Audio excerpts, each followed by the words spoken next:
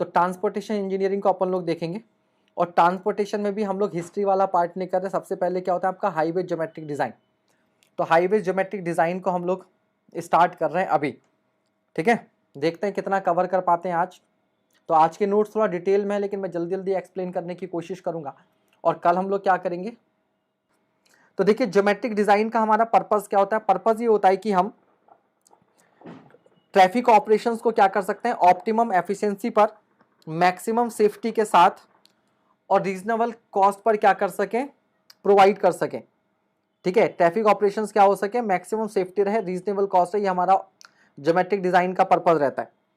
Geometric design क्या होता है, तो it deals with visible features of highway. Highway के ऐसे फीचर्स जिनको आप देख सकते हो। So it deals with visible features of highway. इसमें क्या क्या आता है, क्रॉस सेक्शन एलिमेंट्स आते हैं आपके, साइट डिस्टेंस, ठीक है, stopping sight distance, overtaking side distance, intermediate side distance, वो सब यहाँ पर आता है। हॉरिजॉन्टल अलाइनमेंट, ठीक है, जब आपको मालूम है कि आपका व्हीकल किसी सर्कुलर कर्व पर आता है तो बाहर की ओर क्या लगता है, सेंट्रीफ्यूगल फोर्स लगता है। तो उसको बैलेंस करने के लिए आप क्या करते हैं, सुपर एलिवेशन प्रोवाइड करते हैं, लेटरल या ट्रांसफर फ्रिक्शन की बात करते हैं, ruling and absolute minimum radius की बात आप लोग करते हैं, और ट्रांजिशन कर्व प्रोवाइड करते हैं। ट्रांजिशन कर्व ये सब कहाँ आएगा, हॉरिजॉन्टल अलाइनमेंट में आएगा। इसी तरीके से वर्टिकल अलाइनमेंट डिटेल होती है, वर्टिकल कर्व प्रोवाइड किए जाते हैं ग्रेडिएंट को बैलेंस करने के लिए, ठीक है। फिर होता है इंटरसेक्शन एलिमेंट्स, जहां पर दो रोड्स क्या करती हैं, इंटरसेक्ट करती हैं, ठीक है। तो देखिए ज्योमेट्रिक डिजाइन में क्या क्या आता है। सबसे पहले ऐसे फैक्टर जो ज्योमेट्रिक डिजाइन को गवर्न करते हैं, इसमें क्या क्या आता है, road user characteristics, vehicle characteristics, safety requirement, environmental consideration, economy, topography, functional classification, traffic volume and composition, सबसे इंपॉर्टेंट डिजाइन स्पीड। ये सब क्या करते हैं, ज्योमेट्रिक डिजाइन को कंसर्न करते हैं, ठीक है। अब यहाँ पर एक क्वेश्चन आ जाता है, डिजाइन व्हीकल क्या होता है। तो जिस स्टैंडर्ड व्हीकल के लिए हम लोग डिजाइन करते हैं वही हमारा डिजाइन व्हीकल है, और इसकी जो मैक्सिमम परमिसिबल विड्थ होती है वो 2.44 मीटर होती है, ठीक है। चलिए अब देखिए सबसे इंपॉर्टेंट फैक्टर है आपका डिजाइन स्पीड। तो डिजाइन स्पीड पर क्वेश्चन आता है आपके एग्जाम में, जनरली आपसे पूछता है नेशनल एंड स्टेट हाईवे के लिए, ठीक है। तो नेशनल एंड स्टेट हाईवे के लिए जो रूलिंग डिजाइन स्पीड होती है, रूलिंग डिजाइन स्पीड का मतलब होता है, रूल मतलब राज करना।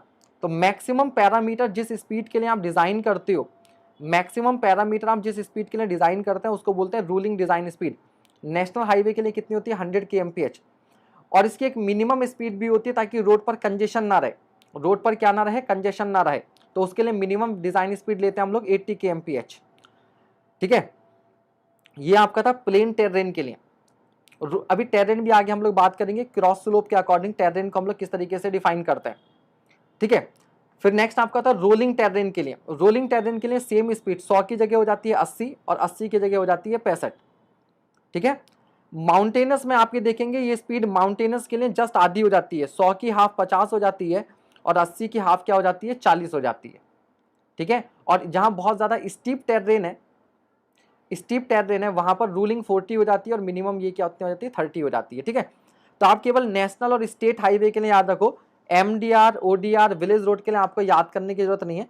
हालांकि एमडीआर के लिए आप याद कर सकते हो कि ये जो रोलिंग टेरेन वाली वैल्यूज है वही उठकर यहाँ पे आ जाती हैं प्लेन टेरेन में, ठीक है। तो रोलिंग टेरेन में जो वैल्यूज हैं वो यहाँ पर प्लेन टेरेन के लिए बन जाएंगे, ठीक है, 80 और 65, ठीक है। तो ये वैल्यूज यहाँ देंगे, अगले के लिए ये वाली वैल्यूज यहाँ आ जाएंगी, अगले के लिए ये वाली वैल्यूज यहाँ देंगे। तो पूरी टेबल याद की जा सकती है, ठीक है। बस क्या कर देना, शिफ्ट कर देना, ये वाली वैल्यू याद रखो, एमडीआर के लिए ये वाली वैल्यू यहाँ ले आओ, ठीक है। फिर ये 65 हो जाएगी, ये 50 हो जाएगी, तो ये वैल्यू फिर यहाँ आ जाएगी। इस तरह से कर सकते हैं। नेक्स्ट फिर फंक्शनल क्लासिफिकेशन ऑफ रोड्स आप लोग जानते हैं। अच्छा, एक्सप्रेस वे के लिए जो स्पीड थी वो आप जानते हैं 120 kmph, 120 kmph मैक्सिमम, और मिनिमम कितना, 100, मिनिमम 100,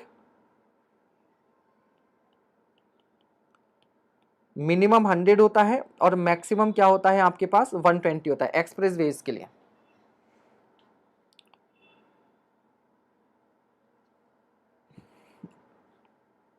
अब हमने एक टर्म पढ़ी थी अभी टेर्रेन।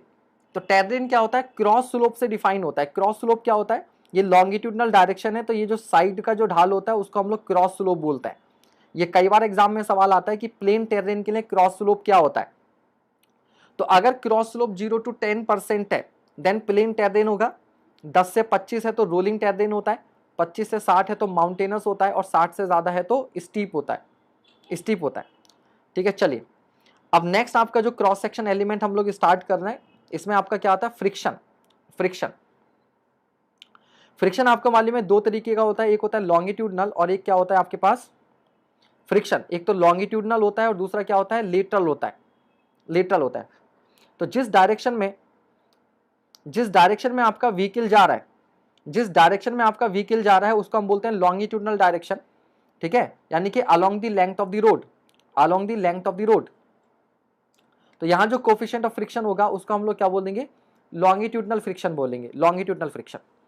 तो देखिए उस लॉन्गिट्यूडनल फ्रिक्शन की वजह से जब आप ब्रेक लगाओगे, तो जो फ्रिक्शन फोर्स क्रिएट होगा मैक्सिमम, तो F बराबर आप लोगों ने बचपन से पढ़ रखा है म्यू एन।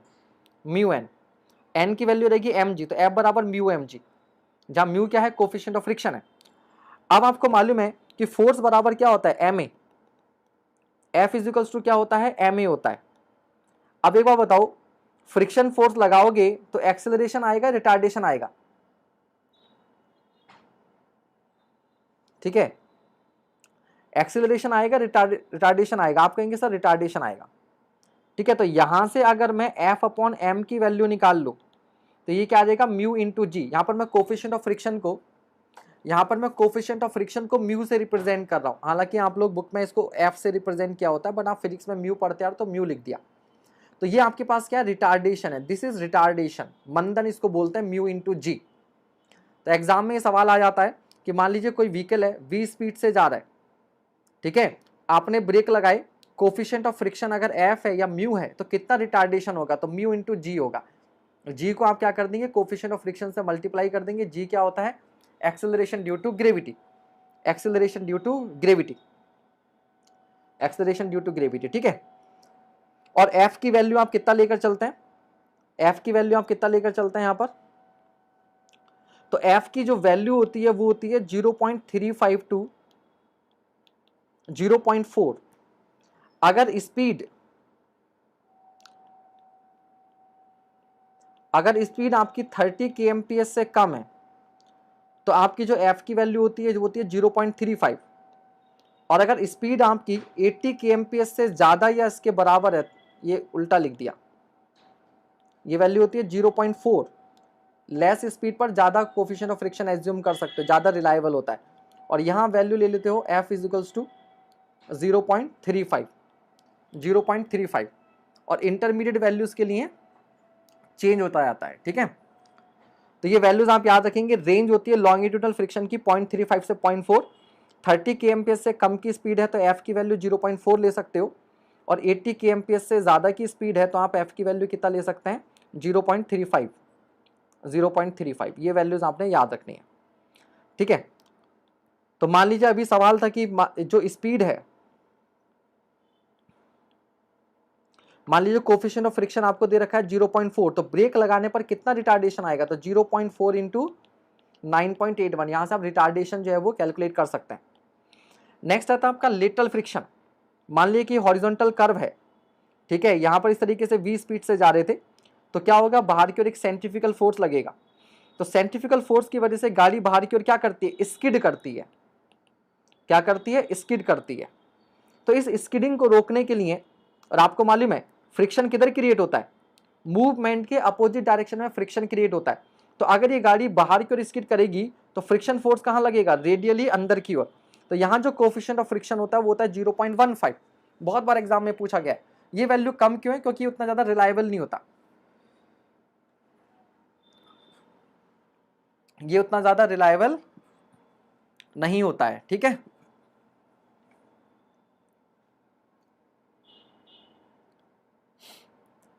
अब यहां पर कभी कभी दो टर्म पूछ लेता है, स्किड में और स्लिप में क्या फर्क होता है? तो स्किड को हिंदी में बोलते हैं घिसटना और स्लिप को हिंदी में बोलते हैं फिसलना। जब लीनियर मूवमेंट रोटेशनल मूवमेंट से ज्यादा होता है, जब लीनियर मूवमेंट रोटेशनल मूवमेंट से ज्यादा होता है, ठीक है, जैसे अगर एक व्हील आपके पास है और अगर ये कंप्लीट सर्कल चले, एक पूरा रिवॉल्यूशन कर दे, तो 2 पाई आर डिस्टेंस चलता है, दिस इज सर्कमफ्रेंशियल मूवमेंट, ठीक है। तो क्या करेगा, 2 पाई आर चलेगा एक चक्कर में। लेकिन मान लीजिए ये एक चक्कर में क्या था, 2 पाई आर से ज्यादा चल जाता है, यानी कि लॉन्गिट्यूडनल मूवमेंट जो है वो आपका रोटेशन से ज्यादा है, तो हम बोलेंगे स्किड कर रही है गाड़ी। क्या कर रही है? स्किड कर रही है। लेकिन पता चला गाड़ी कीचड़ में फंस गई, वहीं पर पहिया घूमता तो जा रहा है बट आगे नहीं बढ़ रहा, घूम तो रहा है बट आगे नहीं बढ़ रहा। इसका मतलब क्या हो गया? स्लिप हो गया। इसका मतलब क्या हो गया? स्लिप हो गया, ठीक है। यहां पर आपसे फ्रिक्शन की डायरेक्शन भी पूछ सकता है कि जैसे ये आपका फ्रंट व्हील है और ये आपका क्या है? रियर व्हील है। ये क्या है? रियर व्हील है। और गाड़ी जो है वो रियर व्हील ड्रिवन है। पिछले वाला पहिया जो है वो पहले घूमता है, पावर पिछले वाले पहिए को प्रोवाइड की जा रही है। तो ध्यान दीजिएगा, ये पहिया जब इधर रोटेट करता है, ठीक है, ये वाला पहिया जब इधर रोटेट करेगा तो इस पॉइंट की टेंडेंसी जो होगी, इस पॉइंट की टेंडेंसी कहां होगी? इधर की तरफ जाने की होगी। तो यहां पर जो फ्रिक्शन लगेगा वो आगे की ओर लगेगा। फ्रिक्शन कहां लगेगा? आगे की ओर। तो पिछले पहिए पर फ्रिक्शन जो होता है वो आगे की ओर लगता है, ठीक है। तो यहां पर ये वाला जो पहिया है, ठीक है, इस पर जो फ्रिक्शन आ रहा है वो घूमने की वजह से आ रहा है, इसके रोटेट करने की वजह से आ रहा है, ठीक है। अब यहां पर देखिए इस पहिए को, ये फ्रंट व्हील घूम नहीं रहा था। जब ये वाला पहिया आगे बढ़ेगा तो ये वाला पहिया क्या होगा? बेसिकली आगे की ओर स्किड करना चाहेगा, इस तरह से इसका मूवमेंट आगे की ओर होगा। तो इस पर फ्रिक्शन कहां लगेगा? पीछे। जब इस पर फ्रिक्शन पीछे लगेगा तो उसकी वजह से यहाँ पर एक टॉर्क डेवलप होगा, जिसकी वजह से फ्रंट पहिया भी क्या होगा? घूमने लगेगा। याद रहिएगा, पिछले पहिए पर घूमने की वजह से फ्रिक्शन आ रहा है, जबकि अगला पहिया फ्रिक्शन की वजह से घूम रहा है। इसलिए दोनों व्हील पर फ्रिक्शन की डायरेक्शन क्या होती है? अपोजिट होती है। पिछले पहिए पर आगे की ओर, अगले पहिए पर पिछले की ओर फ्रिक्शन की डायरेक्शन अगर आपसे पूछ ले तो, अगर आपसे पूछ ले तो हमने अभी तक फ्रिक्शन में क्या पढ़ा? हमने अभी तक फ्रिक्शन में पढ़ा, फ्रिक्शन दो तरीके का, लॉन्गिट्यूडनल और लेटरल। दोनों की वैल्यूज की रेंज हमने पढ़ ली। स्लिप क्या होता है, स्किड क्या होता है, डायरेक्शन क्या होती है, ये सब हम लोगों ने पढ़ लिया। ये आपसे पूछ सकता है। देन होता है अनइवननेस। तो सड़क जो ऊबड़ खाबड़ होती है उसको बोलते हैं अनइवननेस। और आपसे बस इतना पूछता है एग्जाम में कि अनइवननेस जो है वो किससे मेजर करते हैं? तो एक इंस्ट्रूमेंट होता है बम्प इंडिकेटर। इसके थ्रू आप लोग पेवमेंट की रफनेस को भी बता सकते हैं। जितना ज्यादा अनइवननेस होगा उतना ही ज्यादा पेवमेंट क्या होगा? आपका रफ होगा। लाइट रिफ्लेक्शन भी एक आपकी एक इंपॉर्टेंट कैरेक्टरिस्टिक्स है। गाड़ी चलाते समय आंखों पे चमक नहीं पड़नी चाहिए। इसी तरह से ड्रेनेज के लिए आप कैम्बर देंगे, आपको मालूम। तो ये सब हमने बात कर ली फ्रिक्शन की वजह से। Then a camber. What is camber? तो कैम्बर क्या होता है? ड्रेनेज के लिए प्रोवाइड किया जाता है ताकि पेवमेंट पर जो बारिश हो रही है, पानी आ रहा है, वो साइड ड्रेन्स में जा सके। तो camber it's the rising of the middle of the road surface in the transverse direction to drain off rain water from road surface. तो बेसिकली मतलब क्या है इसका? आपको मालूम है कि अगर ये रोड है इस तरह से, तो इसके मिडल पोर्शन को क्या कर देंगे? थोड़ा सा उठा देंगे, ताकि यहां पर जो भी बारिश हो वो क्या करे? साइड ड्रेन्स में चली जाए, ठीक है, साइड ड्रेन्स में चली जाए। ये आपको मालूम है, ठीक है। कैम्बर को हम 1 in n या n% की टर्म्स में भी क्या कर सकते हैं? बता सकते हैं, ठीक है। सरफेस टाइप के हिसाब से कैम्बर की वैल्यू क्या होती है? अगर आपकी सरफेस कॉन्क्रीट या विटुमिनस है तो हैवी रेन में जो आप देते हैं वो क्या देते हैं? 2%। लाइट रेन में 1.7%। ग्रेवल या वाटर बाउंड मैकेडम है तो 3% हैवी रेन में और 2.5% लाइट रेन में। अगर कच्चा पेवमेंट है तो 4% हैवी रेन में और 3% लाइट रेन में। यहां पर एक टर्म और हमें ऐड कर लेनी चाहिए, वो है थिन विटुमिनस। अगर थिन विटुमिनस सरफेस है तो हैवी रेनफॉल में 2.5% और लाइट रेनफॉल में 2%, ठीक है, ये होता है। तो कैम्बर याद रखिएगा, इंपॉर्टेंट है, आपसे पूछा जाता है, ठीक है, सरफेस टाइप पर डिपेंड करता है। कॉन्क्रीट या थिक विटोमिनस सरफेस है तो 1.7 से 2%, थिन विटोमिनस है तो 2 से 2.5%, ग्रेवल है तो 2.5 से 3%, कच्चा है तो 3 से 4%। कैम्बर, अब कैम्बर को प्रोवाइड करने का भी तरीका होता है, कैम्बर को प्रोवाइड करने का भी तरीका होता है। अगर आपका सीसी पेवमेंट है, अगर आपका सीसी पेवमेंट है तो हम लोग जो कैम्बर प्रोवाइड करते हैं वो इस तरह से स्ट्रेट प्रोवाइड कर सकते हैं, क्योंकि बहुत कम हमें क्या करना होता है, स्लोप देना होता है। ये यहाँ पर आपका इसको बोलते हैं क्राउन, ठीक है, तो आप इसको स्ट्रेट कैम्बर प्रोवाइड कर सकते हो। ड्रेनेज के हिसाब से स्ट्रेट कैम्बर बेस्ट होता है, लेकिन अगर यही आपने बहुत ज्यादा है, कैम्बर ज्यादा है, इतना ज्यादा होता नहीं है, दिखाने के लिए, तो हाई स्पीड व्हीकल को मूव करने में क्या होती है, दिक्कत होती है। इस वजह से यहाँ पर क्या करते हैं हम लोग, एक कंपोजिट कैम्बर प्रोवाइड करते हैं। बीच में इसको क्या कर देते हैं, पैराबोलिक कर देते हैं, बीच में क्या कर देते हैं, पैराबोलिक, और साइडों में इसे क्या प्रोवाइड कर देते हैं, स्ट्रेट, STRAIGST, स्ट्रेट प्रोवाइड कर देते हैं। ठीक है, तो ये वाला पार्ट जो होता है इससे ड्रेनेज बढ़िया हो जाती है और इससे व्हीकल को क्या हो जाता है, कंफर्ट मिल जाता है। ठीक है, तो ये ध्यान रखिएगा। बहुत ज्यादा कैम्बर से क्या होता है, अगर कैम्बर बहुत ज्यादा प्रोवाइड कर दिया तो रोड साइड में जो वर्म होते हैं उनका इरोजन होने लगता है। देन नेक्स्ट आता है width of carriage way. What is carriage way? Road का वो पार्ट जिस पर व्हीकल चलता है उसको कैरिज वे बोलते हैं। रोड का उतना पार्ट जिस पर व्हीकल चलता है उसको क्या बोलते हैं हम लोग, कैरिज वे बोलते हैं। कैरिज वे विड्थ डिपेंड करती है नंबर ऑफ लेन पर, याद रखिएगा, कैरिज वे विड्थ डिपेंड करती है नंबर ऑफ लेन्स पर। अगर सिंगल लेन कैरिज वे है, सिंगल लेन कैरिज वे तो 3.75 मीटर होती है। अगर 2 लेन है विदाउट कर्व्स, कर्व्स क्या होता है, रोड की साइड के कर्व्स क्या होता है, अगर यही पेवमेंट है, इसकी बाउंड्री को थोड़ा सा उठाकर बना दिया, ठीक है, तो इसको बोलते हैं रेज्ड कर्व। इसको क्या बोलते हैं, रेज्ड कर्व। ठीक है, तो शोल्डर और पेवमेंट की बाउंड्री को हम लोग कर्व बोलते हैं। अब देखो ऐसे केस में क्या होगा, व्हीकल का पहिया शोल्डर के ऊपर नहीं आ सकता, यानी कि आप साइड की जगह को यूज नहीं कर सकते, तो पेवमेंट विड्थ ज्यादा देनी होती है। लेकिन अगर यहीं पर कर्व को उठाकर नहीं बनाया गया है तो इमरजेंसी में व्हीकल का एक पहिया यहां पर आ सकता है, आ सकता है। ठीक है, तो 2 लेन नो कर्व 7.0 मीटर, 2 लेन रेज कर्व देन 7.5 मीटर, तो 7 मीटर और 7.5 मीटर में फर्क आना चाहिए। इंटरमीडिएट कैरीज के लिए 5.5 मीटर, और अगर मल्टी लेन पेवमेंट है तो 3.5 मीटर पर लेन, 3.5 मीटर पर लेन। देन मीडियन और ट्रैफिक सेपरेटर, जिसको आप लोग डिवाइडर बोलते हो, जिसको आप लोग डिवाइडर बोलते हैं।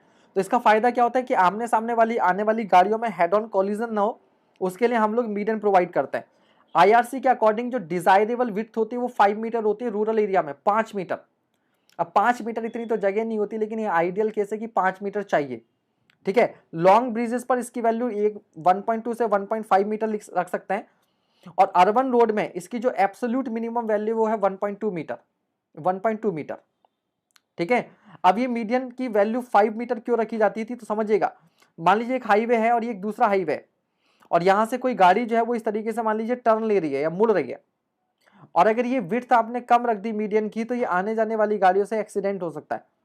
ठीक है, तो डिवाइड मीडियन के बीच में इतना स्पेस रखा जाता है कि व्हीकल जो है वो फुल लेंथ में यहां पर भी आ सके, क्योंकि हो सकता है कि आपने यहां से तो रोड क्रॉस करना शुरू कर दिया देखकर, बट अपोजिट वाली रोड खाली नहीं है उस समय। ठीक है, चलिए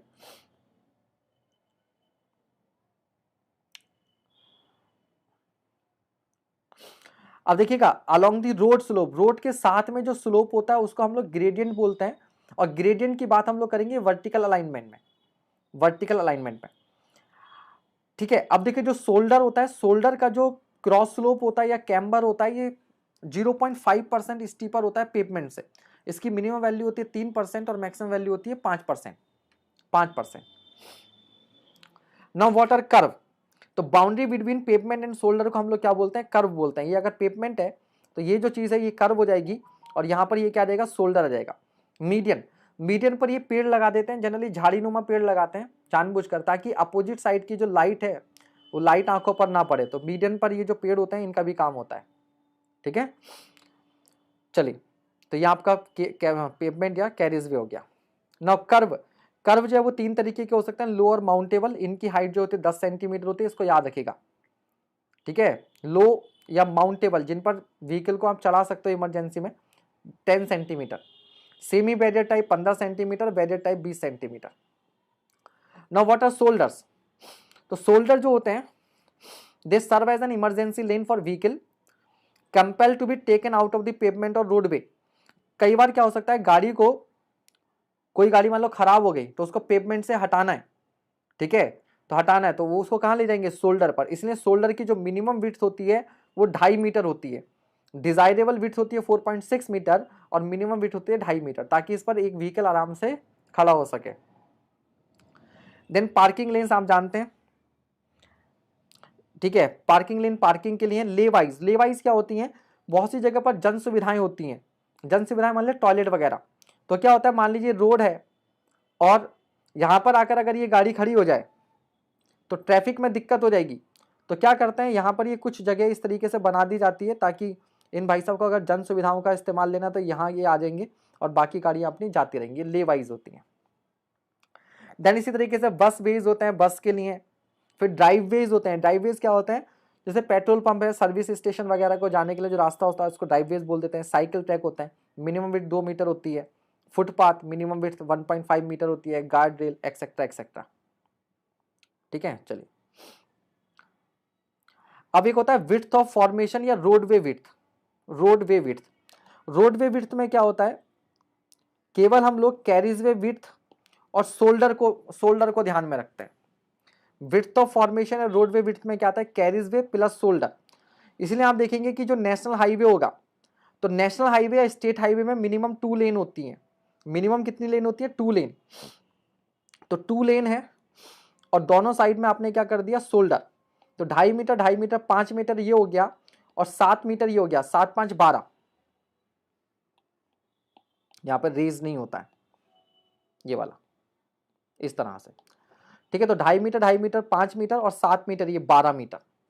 तो नेशनल हाईवे स्टेट हाईवे में जो रोडवे विड्थ होती है 12 मीटर होती है। पूछा गया एग्जाम में, पूछा गया एग्जाम में, ठीक है। एमडीआर के लिए इसकी वैल्यू 9 मीटर होती है, ओडीआर के लिए 7.5 से 9 होती है, विलेज रोड के लिए 7.5 होती है। फिर एक होता है रोड लाइन विड्थ या right of way. Right of वे, इसमें विड्थ ऑफ फॉर्मेशन के साथ साथ साइड में जो एक्स्ट्रा लैंड होता है फ्यूचर एक्सपेंशन के लिए, उसको भी इंक्लूड कर लिया जाता है, उसको भी इंक्लूड कर लिया जाता है, ठीक है। जैसे नेशनल हाईवे और स्टेट हाईवे के लिए प्लेन और रोलिंग टेरेन में अगर ओपन एरिया है तो 45 मीटर, हालांकि इसकी रेंज होती है 30 से 60 मीटर, बट नॉर्मल कंडीशन में 45 मीटर लैंड एक्वायर की जाती है। अगर बिल्टअप एरिया है तो नॉर्मली इसकी जो 30 मीटर हम लोग नॉर्मली रखते हैं, हालांकि इसकी रेंज लैंड अवेलेबल होने पर 30 से 60 हो सकती है, ठीक है। ये सवाल भी एग्जाम में पूछे हुए, तो 45 मीटर। तो 12 मीटर में और 45 मीटर में डिफरेंस याद रखिएगा। 12 मीटर क्या है, वो रोड वे विड्थ है, रोड वे विड्थ, ठीक है, जिसमें कैरिज वे और शोल्डर आता है। और रोड लैंड विड्थ या राइट ऑफ वे में साइड आसपास की जो जमीन है रोड के दोनों साइड में जो फ्यूचर एक्सपेंशन के लिए छोड़ी है वो भी आ जाती है, तो 45 मीटर, 45 मीटर, ठीक है। चलिए नेक्स्ट है भैया पीआई विधि, perception, intellection, emotion and volution theory, ठीक है। तो परसेप्शन होता है ऑब्जेक्ट को आपने देखा, ऑब्जेक्ट को देखना, परसेप्शन। मान लिया आप गाड़ी चला रहे हैं, सामने कोई ऑब्जेक्ट आ गया तो आपने ऑब्जेक्ट को देखा। आप ऑब्जेक्ट को देखोगे तो कोई सिचुएशन आएगी कि भाई मुझे ब्रेक लगाने हैं या मैं कोलाइड कर सकता हूं, आप सिचुएशन को समझोगे, ठीक है। मान लो आप एक सिंगल लेन रोड पे जा रहे हो और सामने से गाड़ी आ गई अचानक से, तो कोई सिचुएशन बन रही है ना हेड ऑन कोलिजन की, उसको समझोगे। तो ऑब्जेक्ट को देखकर सिचुएशन को समझने से, इंटेलेक्शन समझना, जब आप सिचुएशन को समझते हो तो कई तरह के इमोशंस आते हैं। गाड़ी सामने आ गई एकदम से तो डर, डर क्या है, इमोशन है। और उस इमोशंस के थ्रू आप फाइनल एक्शन लोगे, ब्रेक लगाने, हैंडल मोड़ना है, क्या करना है, गाड़ी छोड़कर कूद जाना है ना, कुछ भी हो सकता है, फाइनल एक्शन लेना है। तो परसेप्शन, इंटेलेक्शन, इमोशन, वोल्यूशन, 4 प्रकार की प्रक्रियाएं होती हैं। इन चारों प्रकार की प्रक्रियाओं में जो टाइम लगेगा उसी को हम लोग बोलते हैं PIEB टाइम, ठीक है। तो स्टिमुलस के थ्रू परसेप्शन होता है, ब्रेन के अंदर इमोशन, ठीक है, इंटरसेप्शन क्या था, हाँ इंटेलेक्शन एंड इमोशन होता है, और बी से वोल्यूशन होता है, ठीक है, तो पहले आप समझेंगे फिर दिमाग जो है वो सिग्नल देगा, रिस्पॉन्स देगा। एक होता है जब हम लोग ब्रेन को बॉयकॉट कर दे, बाईपास कर देते हैं, उसको बोलते हैं रिफ्लेक्स एक्शन। जैसे अचानक से आपका हाथ किसी नुकीली चीज पर लग जाए, गर्म चीज पर लग जाए, तो क्या होता है, समझ रहे हैं, तो वो रिफ्लेक्स एक्शन होता है। ठीक है, टोटल रिएक्शन टाइम जो होता है वो 0.5 से 4.0 सेकंड हो सकता है अलग अलग समय पर। आईआरसी के अकॉर्डिंग जो रिएक्शन टाइप होता है वो हम लोग लेते हैं 2.5 second. This 2.5 second is taken for stopping sight distance, stopping sight distance. OSD, overtaking side distance के लिए ये जो रिएक्शन टाइम होता है वो हम लिखते हैं 2.0 सेकंड, 2 सेकंड एवरेज कैलकुलेट करने के लिए। ठीक है, कैलकुलेट करने के लिए। अब देखिए, अब इसमें हम लोग सबसे पहले स्टार्ट करेंगे site distance. What is site distance? Site मतलब देखना, आपके आगे रोड पर कितनी दूर की जगह आपको दिखती रहनी चाहिए हर समय, वो साइट डिस्टेंस होती है। ठीक है, हर समय एक सर्टेन डिस्टेंस आपको दिखती रहनी चाहिए। ठीक है, साइड डिस्टेंस कई तरह के हैं, SSD, ISD, OSD, headlight sight distance, safe intersection sight distance. सबसे पहला होता है stopping sight distance. Stopping sight distance क्या होता है कि मान लीजिए single lane two way traffic है, single lane two way traffic है, आप जा रहे हैं, सामने से कोई गाड़ी आ गई, अब आपको ब्रेक मार लगाने के अलावा कोई और उपाय नहीं है, तो कम से कम गाड़ी आपको इतनी दूरी से दिख जाए, कम से कम गाड़ी आपको इतनी दूरी से दिख जाए कि भैया ब्रेक लगाएं तो गाड़ी आपकी क्या हो सके, सेफली रुक सके, सेफली रुक सके। SSD का जो फॉर्मूला होता है वो होता है BT + V²/2GF। ये फॉर्मूला कहां लगता है, ये फॉर्मूला आपका कहां लगता है,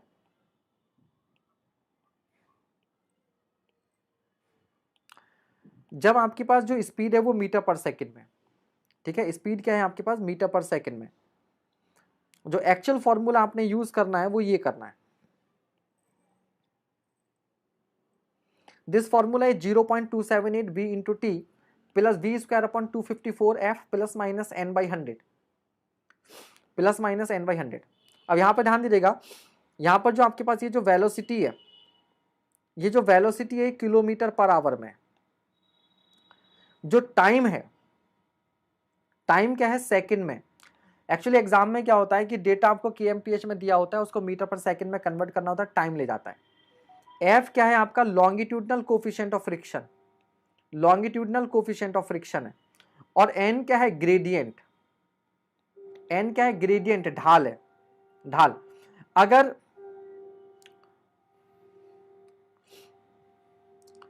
अगर ढाल ऊपर की ओर है, इस तरह से राइज हो रहा है, तो आप यहां पर क्या लेंगे, पॉजिटिव, कम स्टॉपिंग साइड डिस्टेंस से काम चल जाएगा। और ढाल अगर नीचे की ओर है, गाड़ी ऐसे आ रही है, तो एन को क्या लेंगे आप, निगेटिव लेंगे। एन यहां पर याद रखिएगा परसेंट में, 10%, 20%, 30%, क्योंकि हमने 100 से डिवाइड कर रखा है, ये ग्रेडियंट का इफेक्ट होता है। एफ की वैल्यू अभी आपको बताई थी कि अगर 30 या 30 से कम स्पीड है तो 0.4 होती है, और अगर 80 से ज़्यादा है तो 0.35 होती है। 40 अगर kmph की स्पीड है तो एफ की वैल्यू 0.38, 50 पर 0.37, 60 पर 0.36। ठीक है, तो ये भी पूछ लेता है, 60 पर पूछ लेता है कई बार, तो 60 पर याद रखना कि 60 में भी 6 आ रहा है, 0.36 में भी 6 आ रहा है, तो यही आंसर है, स्टॉपिंग साइड डिस्टेंस। अब स्टॉपिंग साइड डिस्टेंस कैलकुलेट करने के लिए for SSD on vertical curves, height of driver eye is 1.2 metre and height of obstruction is 15 centimetre या 0.15 मीटर। ठीक है, 0.15 मीटर। अब इसमें कई सारे केसेस होते हैं, अब इसमें कई सारे केसेस होते हैं।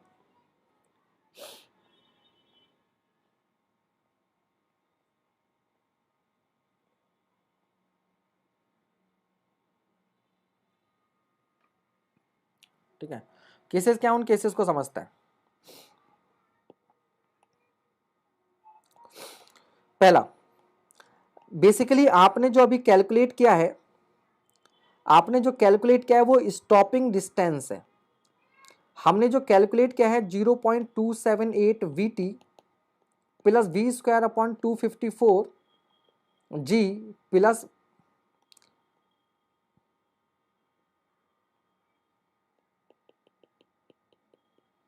This is basically stopping distance, गाड़ी को रुकने में इतना समय लगेगा, गाड़ी को रुकने में इतना समय लगेगा। ठीक है, गाजियाबाद में धारा 144 लागू, क्या हो गया गाजियाबाद में? ठीक है, चलिए अब देखिए ध्यान से, अगर आपके पास single lane one way traffic है, single lane one way traffic है, मतलब क्या है? सिंगल लेन है भैया, ये गाड़ी इधर से जा रही है और इधर से पता चला दूसरा व्हीकल आ गया, तो ऐसे केस में कोलिजन को अवॉइड करना है तो दोनों गाड़ियों को रुकना पड़ेगा। तो यहां पर जो स्टॉपिंग साइड डिस्टेंस होगी वो स्टॉपिंग डिस्टेंस के बराबर नहीं, इसके 2 टाइम्स के बराबर होगी, 2 टाइम्स। मतलब इन दोनों को ब्रेक लगाना पड़ेगा। तो ये गाड़ी दोनों एक दूसरे को इतनी दूर से देख लें, ये दोनों एक दूसरे को इतना दूर से देख लें कि भैया इसने ब्रेक लगाए तो ये गाड़ी यहाँ आकर रुक गई, ये गाड़ी क्या हो गई, यहाँ से यहाँ आके रुक गई, और ये वाली गाड़ी यहाँ से यहाँ आके रुक गई, कम से कम यहाँ तक तो रुकी जाए, ठीक है, एक्सीडेंट ना हो। तो इसकी स्टॉपिंग डिस्टेंस और इसकी स्टॉपिंग डिस्टेंस दोनों को ऐड करोगे तो स्टॉपिंग साइड डिस्टेंस है वो 2 टाइम्स स्टॉपिंग डिस्टेंस के बराबर होगी। तो ये जो डिस्टेंस होती है एक्चुअल में स्टॉपिंग डिस्टेंस होती है, ना कि स्टॉपिंग साइड डिस्टेंस, ना कि stopping sight distance. Stopping sight distance इस स्टॉपिंग डिस्टेंस के अकॉर्डिंगली क्या की जाएगी, कैलकुलेट की जाएगी। अब मान लीजिए आपके पास single lane one way traffic है,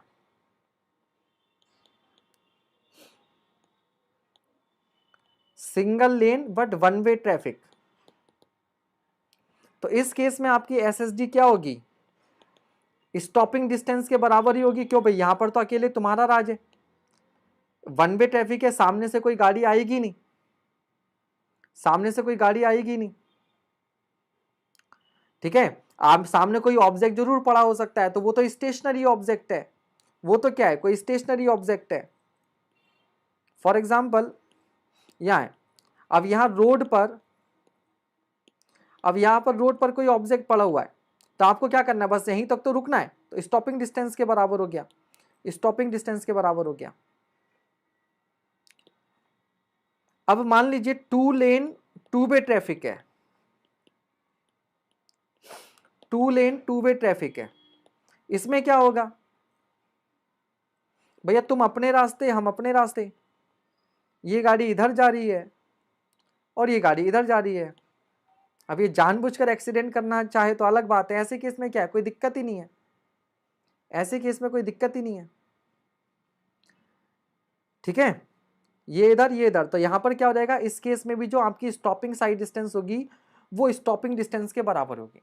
यानी कि सिंगल लेन 2 वे ट्रैफिक में ही स्टॉपिंग साइड डिस्टेंस जो है वो स्टॉपिंग डिस्टेंस की डबल होगी, बाकी अदर केस में stopping sight distance stopping distance के ही बराबर होगी। यहां तक कोई समस्या हो तो बताओ, यहां तो कोई समस्या हो तो बताओ, ठीक चल रहा है, ठीक है। अब ध्यान दीजिएगा, ये जो स्टॉपिंग डिस्टेंस होती है इसके 2 पार्ट होते हैं, एक होता है लैग डिस्टेंस और एक होता है ब्रेक डिस्टेंस। लैग डिस्टेंस क्या होता है कि आपने ऑब्जेक्ट को देखा और आपको एक्शन लेने में थोड़ा सा रिएक्शन टाइम लगेगा, तो उस रिएक्शन टाइम में आपने सिचुएशन को समझा और आप ब्रेक अभी लगा नहीं पाए, तो जब तक आपने ब्रेक अप्लाई नहीं किए तब तक जो दूरी आप चल चुके होगे वो लैग डिस्टेंस होगी, ठीक है। और ब्रेक लगाने के बाद में जो डिस्टेंस चली होती है वो ब्रेक डिस्टेंस होती है। एग्जाम में क्योंकि इन पर इंडिविजुअली क्वेश्चंस भी आए हुए हैं, खाली ब्रेक डिस्टेंस पर भी क्वेश्चन आए हुए हैं, इसलिए आपको मालूम होना चाहिए कि ब्रेक डिस्टेंस क्या होती है और लैग डिस्टेंस क्या होती है।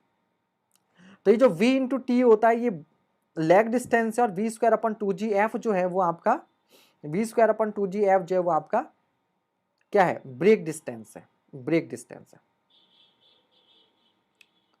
ठीक है। चलिए अब मान लीजिए अगर ब्रेक 100% एफिशिएंट नहीं है, ब्रेक की एफिशिएंसी भी दे रखी है, अगर ब्रेक की एफिशिएंसी भी दे रखी है तो कोफिशिएंट ऑफ फ्रिक्शन को ईटा से मल्टीप्लाई करते हैं, ईटा इंटू एफ, ठीक है। तो उतनी परसेंट एफिशिएंसी आपने लेनी पड़ेगी।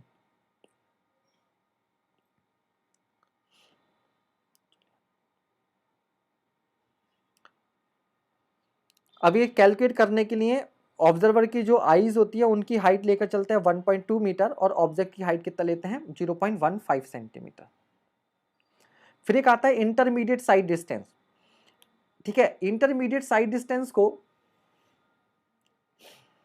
इंटरमीडिएट साइड डिस्टेंस को समझने से पहले आपको ओवरटेकिंग साइड डिस्टेंस मालूम होना चाहिए। क्या मालूम होना चाहिए? Overtaking side distance. What is overtaking side distance? OSD, the minimum distance required for overtaking operation with safety. ठीक है, देखो मान लीजिए आप ये ए व्हीकल में थे, आपके आगे कोई ये स्लो व्हीकल है, स्लो मूविंग व्हीकल है V, और आप ये धीरे चल रहे हैं और आप बड़ा परेशान है, आपको इसे क्या करना है? ओवरटेक करना है। आपने इसे क्या करना है? ओवरटेक करना है।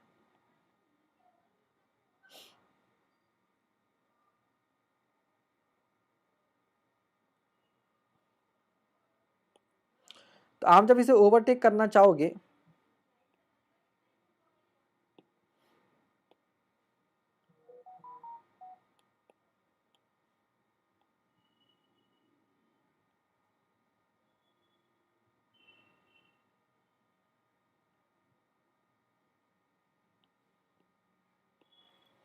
ठीक है, तो आप क्या करेंगे?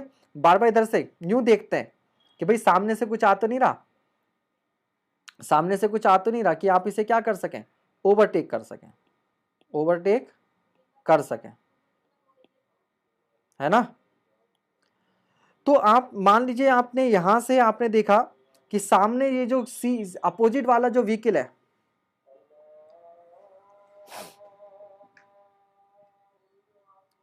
सर अगर दो व्हीकल अपोजिट डायरेक्शन से आ रहे हो तो क्या SSD दोनों के लिए अलग अलग कैलकुलेट करके ऐड करनी पड़ेगी? बेटा हमने एक का ही निकाल के क्या कर दिया? हमने एक का ही निकाल के क्या कर दिया? डबल कर दिया।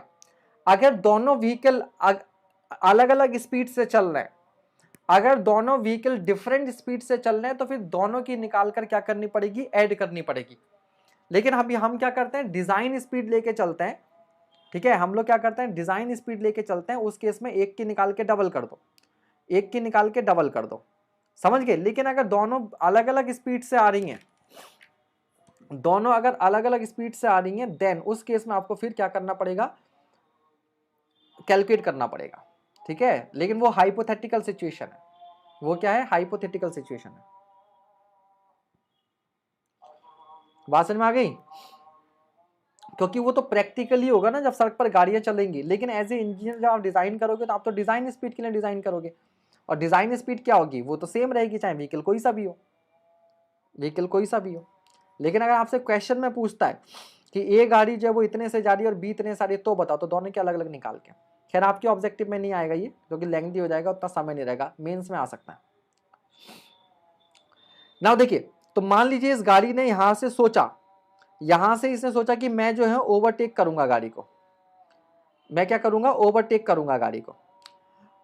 ठीक है, तो इसे इतनी दूर का दिखना चाहिए कि जो सामने से गाड़ी आ रही है वो इसको हिट ना कर दे। पता चला ये यहां पे आ रहा है, ओवरटेक करने ही वाला था, इतने में सी गाड़ी सामने से आ गई।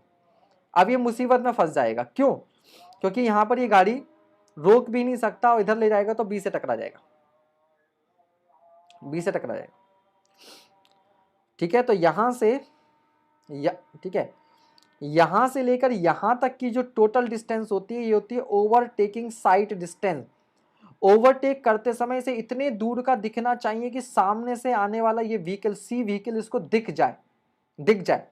तो इसने यहां से डिसाइड किया कि मैं ओवरटेक करूंगा, यहां से इसके मन में आया कि मैं ओवरटेक करूंगा। लेकिन अभी मन में आया है, मन में तो बहुत कुछ आता रहता है, आपके भी मन में आता रहता है मैं टॉप करूंगा, पढ़ाई करूंगा, लेकिन करने का बैठते उसमें फर्क होता है। ठीक है, तो यहां पर इसके मन में आया मैं ओवरटेक करूंगा, और यहां से इसने एक्चुअल ओवरटेकिंग स्टार्ट की, यहां से इसने एक्चुअल ओवरटेकिंग क्या की? स्टार्ट की। ठीक है, तो यहां पर रिएक्शन टाइम होता है, उस रिएक्शन टाइम में ये कुछ डिस्टेंस चल लेता है। अब ध्यान रखिएगा, ये बड़ी दिक्कत वाली बात है कि डिस्टेंस हम लोग कैलकुलेट कर रहे हैं ए की, और यहां पर स्पीड ले रहे हैं v की। तो ये होता है ओवरटेकिंग व्हीकल, और ये होता है ओवरटेकन व्हीकल। तो ये अजम्पशन है, ये अजम्पशन है कि ओवरटेक करते समय या ओवरटेक करने से पहले ये गाड़ी मजबूर हो जाती है अगली गाड़ी की स्पीड पर चलने के लिए। ठीक है, ये अपनी फुल स्पीड पर नहीं चल सकती, ये इस गाड़ी के हिसाब से चलते हैं स्लो स्लो। तो यहां पर भले से इसकी मैक्सिमम स्पीड आपको 100 kmph दे रखी है, लेकिन नहीं, आप इसे कैलकुलेट करोगे तो बी की स्पीड लोगे, ये हो जाती है D1। फिर यहां से इसने ओवरटेकिंग, एक्चुअल में ओवरटेकिंग स्टार्ट की और फिर ये अपनी लेन में वापस आ गया, बी के आगे। तो यहां से यहां तक की जो डिस्टेंस होती है वो होती है D2। ये D2 क्या होती है? ये D2 होती है जितनी डिस्टेंस बी ने चल दी, ये वाली बी, और इसके पहले का गैप और इसके बाद का गैप। ऑब्वियसली बात है, आप एक गैप पर ही तो ओवरटेकिंग स्टार्ट करते हो और गैप यहां पर मेंटेन करते हो। तो B plus S1 plus S2। और अगर ये सामने से गाड़ी आ रही है तो D3। आप ध्यान दीजिएगा, ये 2 लेन 2 वे ट्रैफिक है। ये क्या है? 2 लेन 2 वे ट्रैफिक है, तो आपको इसको कंसीडर करना है। और अगर 2 वे ट्रैफिक नहीं है, 2 वे ट्रैफिक नहीं है तो आपको इसको कंसीडर नहीं करना है, देन D1 प्लस D2 ही हो जाएगा, D1 प्लस D2 ही हो जाएगा। तो D1 plus D2 plus D3, इन तीनों का जो समेशन होता है वहां पर क्या होता है? ओवरटेकिंग साइड डिस्टेंस होती है। तो D1 बराबर होता है BB इंटू टी की वैल्यू 2 सेकेंड होती है, ठीक है। अब यहां से टाइम पीरियड ये टाइम निकल आता है, एक्चुअल टाइम ओवरटेकिंग में लगा एक्चुअल टाइम, ये होता है T बराबर अंडर रूट में 4S/A, जहां S क्या होता है? स्पेस गैप होता है, ठीक है। और जो D3 हो जाता है, ये हो जाता है BC इंटू टी। आप ऐड कर देंगे D1 plus D2 plus D3, OSD मिल जाएगा। तो OSD हो जाएगा 0.278 BB इंटू टी, ये हो जाएगा 0.278 BB into T plus 2S, और BC इंटू टी, इन सबको ऐड कर देंगे, मिल जाएगा। अब अगर ये S की वैल्यू एग्जाम में दी है तो ठीक है, नहीं है तो इसकी वैल्यू लेते हैं 0.7 BB प्लस 6 BB मीटर पर सेकंड में, या 0.2 BB प्लस 6, जहां BB क्या है? KMPH में। बट ये आपके एग्जाम में कम से कम न्यूमेरिकल इसमें ऑब्जेक्टिव पर तो नहीं बनता। अगर एग्जामिनर को आपके 5 मिनट खराब करने हो तो अलग बात है। तो सर सवाल बनता क्या है?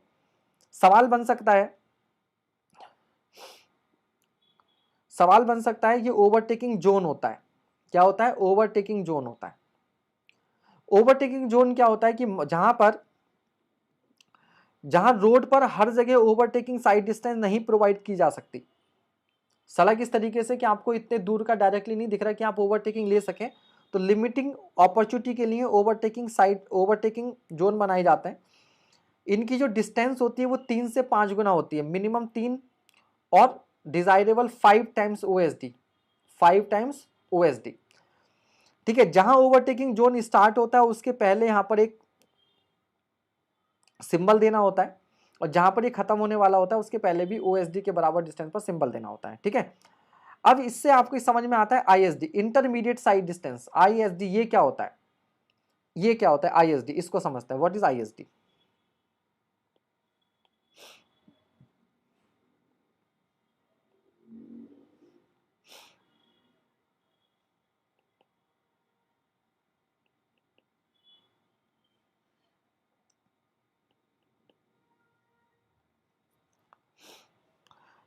देखो, मान लो ये वाली गाड़ी जो है, इसने इस अगली वाली गाड़ी को ओवरटेक करना शुरू किया और ये यहां आ गई।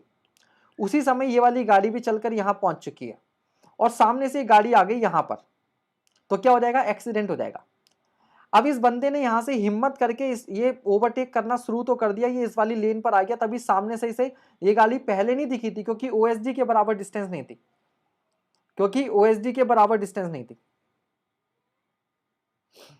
ठीक है। तो क्या होगा? अब ये गाड़ी आमने सामने आ गई, तो जिस मोमेंट पर इसको ये गाड़ी दिखाई दी, अभी क्या कर सकता है? इस समय ओवरटेक तो इधर तो जा नहीं सकता, क्योंकि इधर ट्रैफिक चल रहा है। अब ये यहां पर आके फंस गया। तो जब ये ब्रेक लगाएगा तो ये भी ब्रेक लगाएगा और ये भी ब्रेक लगाएगा, तो अब ब्रेक लगाने के अलावा कोई और उपाय नहीं है, ठीक है। तो भैया ब्रेक लगाने के अलावा कोई उपाय नहीं है, तो कोलिजन को रोकने के लिए क्या करना पड़ेगा? ये डिस्टेंस भी स्टॉपिंग डिस्टेंस हो जाएगी और ये डिस्टेंस भी क्या हो जाएगी? स्टॉपिंग डिस्टेंस हो जाएगी। तो कम से कम इतनी दूर का तो आपको दिखाई देता रहना चाहिए हर समय, कि अगर आप ओवरटेक ना भी कर पाओ तो कम से कम गाड़ी रुक ही जाए। इसलिए ऐसे केस में जो साइड डिस्टेंस देते हैं वो स्टॉपिंग साइड डिस्टेंस की डबल देते हैं। क्या देते हैं? डबल देते हैं। ये क्लियर हो गया सभी को? फिर होता है साइड डिस्टेंस एट इंटरसेक्शन। तो कई बार क्या होता है, यहां पर जो शार्प कॉर्नर होते हैं, कई बार ये जो शार्प कॉर्नर होते हैं इसकी वजह से ये एक व्हीकल था, ये एक व्हीकल था, ये दोनों एक दूसरे को देख नहीं पाते, ये भी स्पीड में आ रहा था और ये भी स्पीड में आ रहा था और यहां टक्कर हो जाती है। ठीक है, तो ये कम से कम इस तरह से एक दूसरे को देख लें कि जैसे इस गाड़ी ने इसको देखा तो ये ब्रेक लगाएगा तो ये गाड़ी यहां आने से पहले रुक जाए, इसी तरह से ये ब्रेक लगाए तो यहां भी गाड़ी यहां आने से रुक जाए। तो इन दोनों की जो स्टॉपिंग डिस्टेंस होगी, स्टॉपिंग साइड डिस्टेंस होगी, वो अलग अलग होगी। इसके लिए वैल्यू होगी d2, ये यहां तक रुक जाए और ये आपके पास यहां तक रुक जाए। ठीक है, तो d1 d2 निकालेंगे, पाइथागोरस थ्योरम लगाकर ये डिस्टेंस निकल जाएगी, ये डिस्टेंस निकल जाएगी। तो ये गाड़ी एक दूसरे को इतनी दूर से दिखाई देती रहनी चाहिए। ठीक है, चलिए ये हो गया आपके पास वेरी इंपॉर्टेंट साइड डिस्टेंसेस के बारे में। इंटरमीडिएट साइड डिस्टेंस कब देंगे, ओवरटेकिंग कब देंगे। ठीक है, नेक्स्ट है आपका हॉरिजॉन्टल अलाइनमेंट। हॉरिजॉन्टल अलाइनमेंट, तो इस डिजाइन स्पीड की बात हम लोग पहले ही कर चुके हैं, डिजाइन स्पीड की बात हम लोग पहले ही कर चुके हैं। नेशनल हाईवे, स्टेट हाईवे 180, 85, 65 सब बता चुके हैं। ठीक है, चलिए अब देखिए यहां पर क्या बताया गया था आपको कि अगर एक हॉरिजॉन्टल कर्व है और यहाँ पर गाड़ी मुड़ती है तो बाहर की ओर क्या लगेगा, सेंट्रीफ्यूगल फोर्स लगेगा।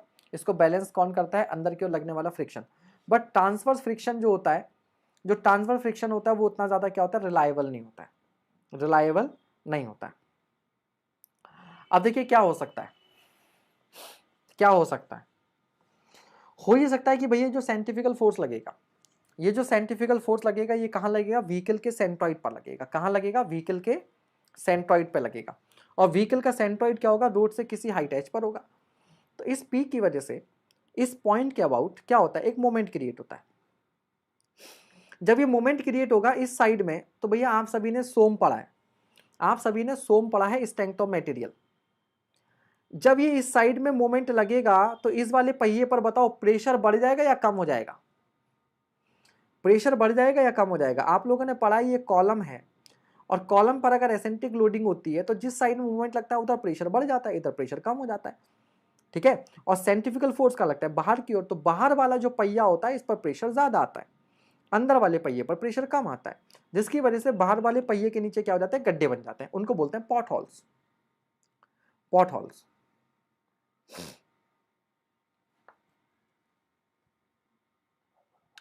सर ओएसडी में ऑब्जर्वर एंड ऑफसेट, हाँ दोनों सेम हाइट पर होते हैं, दोनों सेम हाइट पर होते हैं 1.2 मीटर, क्योंकि ओवरटेकिंग साइड डिस्टेंस तो गाड़ी को ही ओवरटेक करोगे ना, पत्थर को थोड़ी ना ओवरटेक करोगे।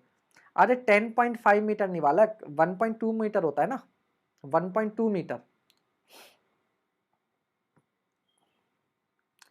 ठीक है, तो यहां पर क्या होगा, पॉट होल्स बन जाएंगे। तो ये पूछता है, तो बाहर वाले पहिए के नीचे सड़क के बाहर वाली साइड जो होती है हॉरिजॉन्टल कर्व में, आउटर वाला जो किनारा होता है वो डैमेज होता है। ठीक है, चलिए अब देखिए यहां पर जो ओवर टर्निंग मोमेंट होता है वो होता है P into H. Over turning moment क्या होगा, P इंटू एच होगा। अब इसका वेट यहां पर लगेगा, तो देखो अगर ये ओवरटर्न करने लगा तो गाड़ी एक पहिए पर आ जाएगी इस पर। आपने मूवीज में देखा होगा, कोई एक्शन सीन होता है तो गाड़ी जब मुड़ती है तो दो पहियों पर, साइड वाले पहियों पर आ जाती है। ठीक है, तो इस पॉइंट के अबाउट, हाँ इस पॉइंट के अबाउट इस W का जो मोमेंट लगेगा वो क्या लगेगा, एंटी क्लॉकवाइज। तो इस P का मोमेंट जो है वो ओवर टर्निंग मोमेंट है और W का मोमेंट जो है वो आपका रीस्टोरिंग मोमेंट है। क्या है, रीस्टोरिंग मोमेंट। ठीक है, हम क्या चाहेंगे, रीस्टोरिंग मोमेंट जो है वो ज्यादा चाहेंगे। ठीक है, तो देखो यहाँ बताया, यहाँ प्रेशर बढ़ जाता है, गाड़ी इस तरीके से हो जाएगी, यहाँ प्रेशर बढ़ जाएगा तो पॉट होल यानी कि गड्ढे बन जाएंगे आउटर साइड में, आउटर साइड में।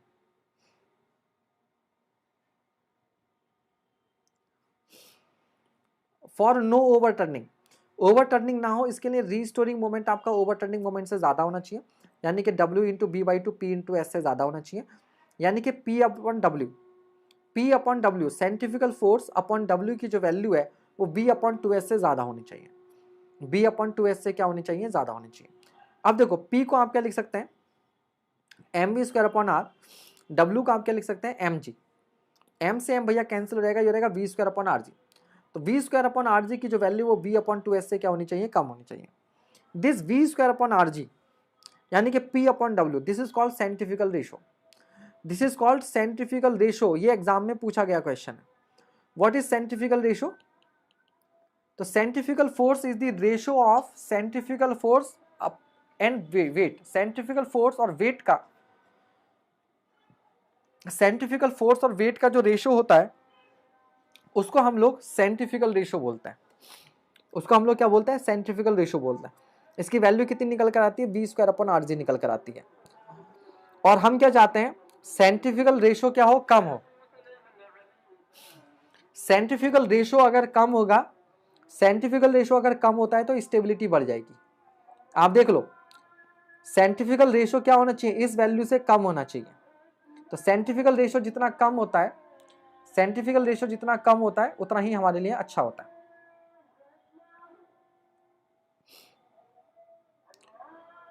ठीक है, चलिए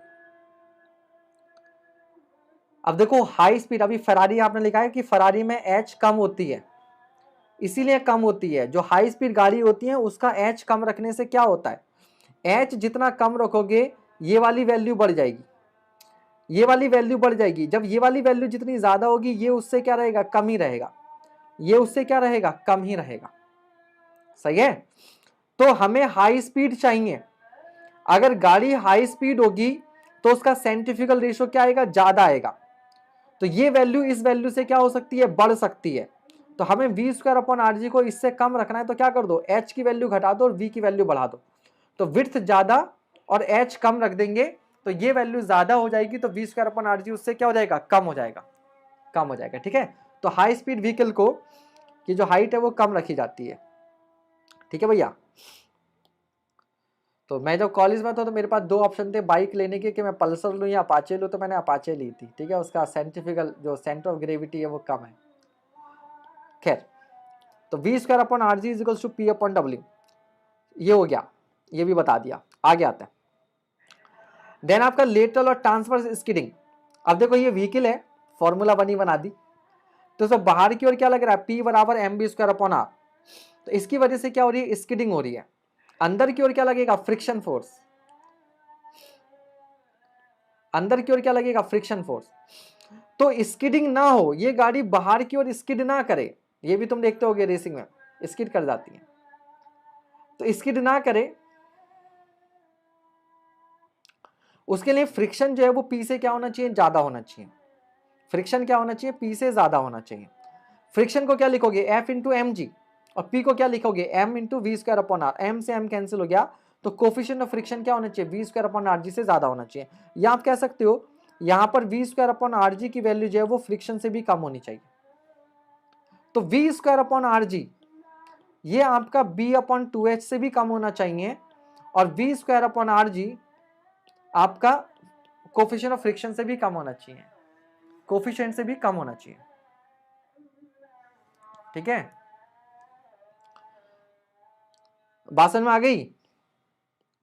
तो V/2H से भी कम हो और इससे भी। ये किसके लिए?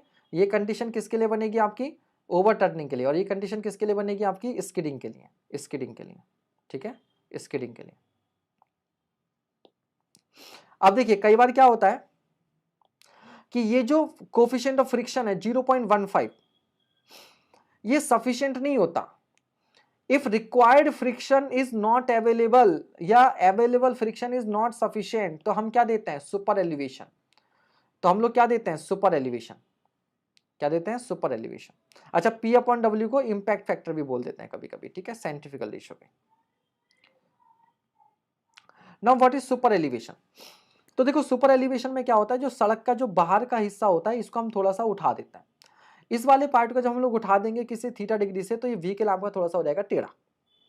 ठीक है, अब इस पर देखो सेंट्रीफ्यूगल फोर्स लग रहा है इधर, और इसके वेट का एक कंपोनेंट W/sin θ लग रहा है नीचे, और इस P का इधर लग रहा है कंपोनेंट P/cos θ। तो इस P/cos θ की वजह से ये गाड़ी आउटर साइड में क्या करने की कोशिश करती है? स्किड करने की कोशिश करती है। जब ये गाड़ी बाहर की ओर स्किड करेगी तो फ्रिक्शन कहां लगेगा? अंदर की ओर।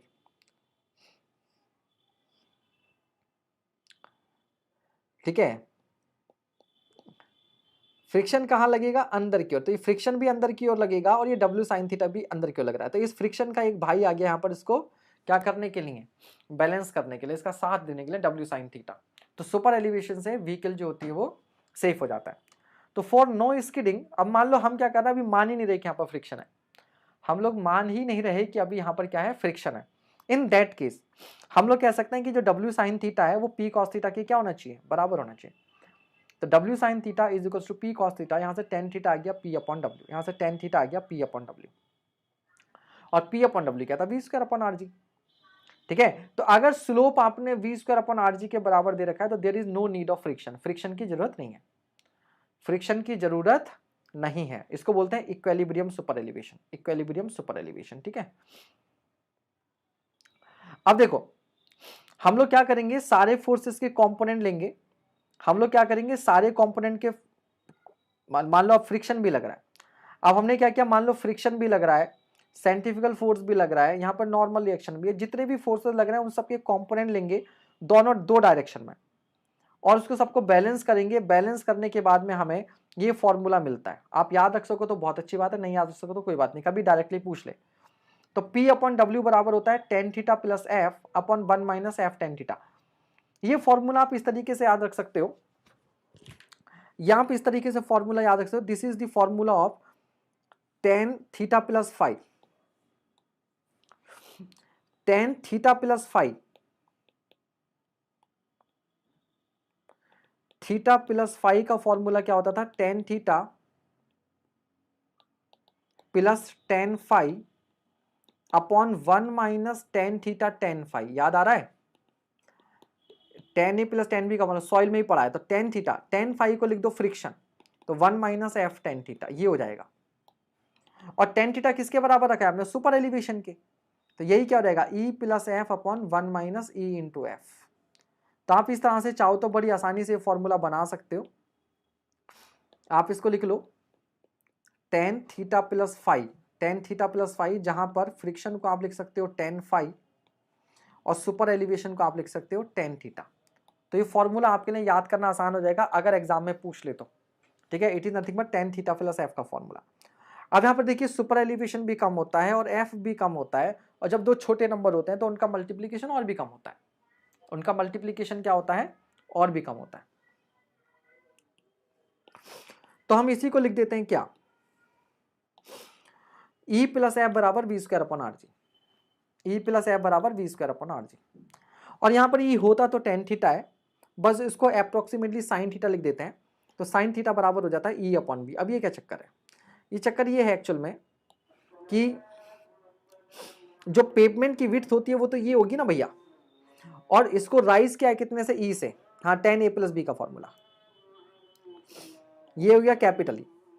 तो इस ट्राइंगल में टेन थीटा होना तो चाहिए था ई अपॉन डी, बट हम इसको लेते हैं ई अपॉन बी। ठीक है, super elevation upon pavement width, super elevation upon pavement width. Clear है,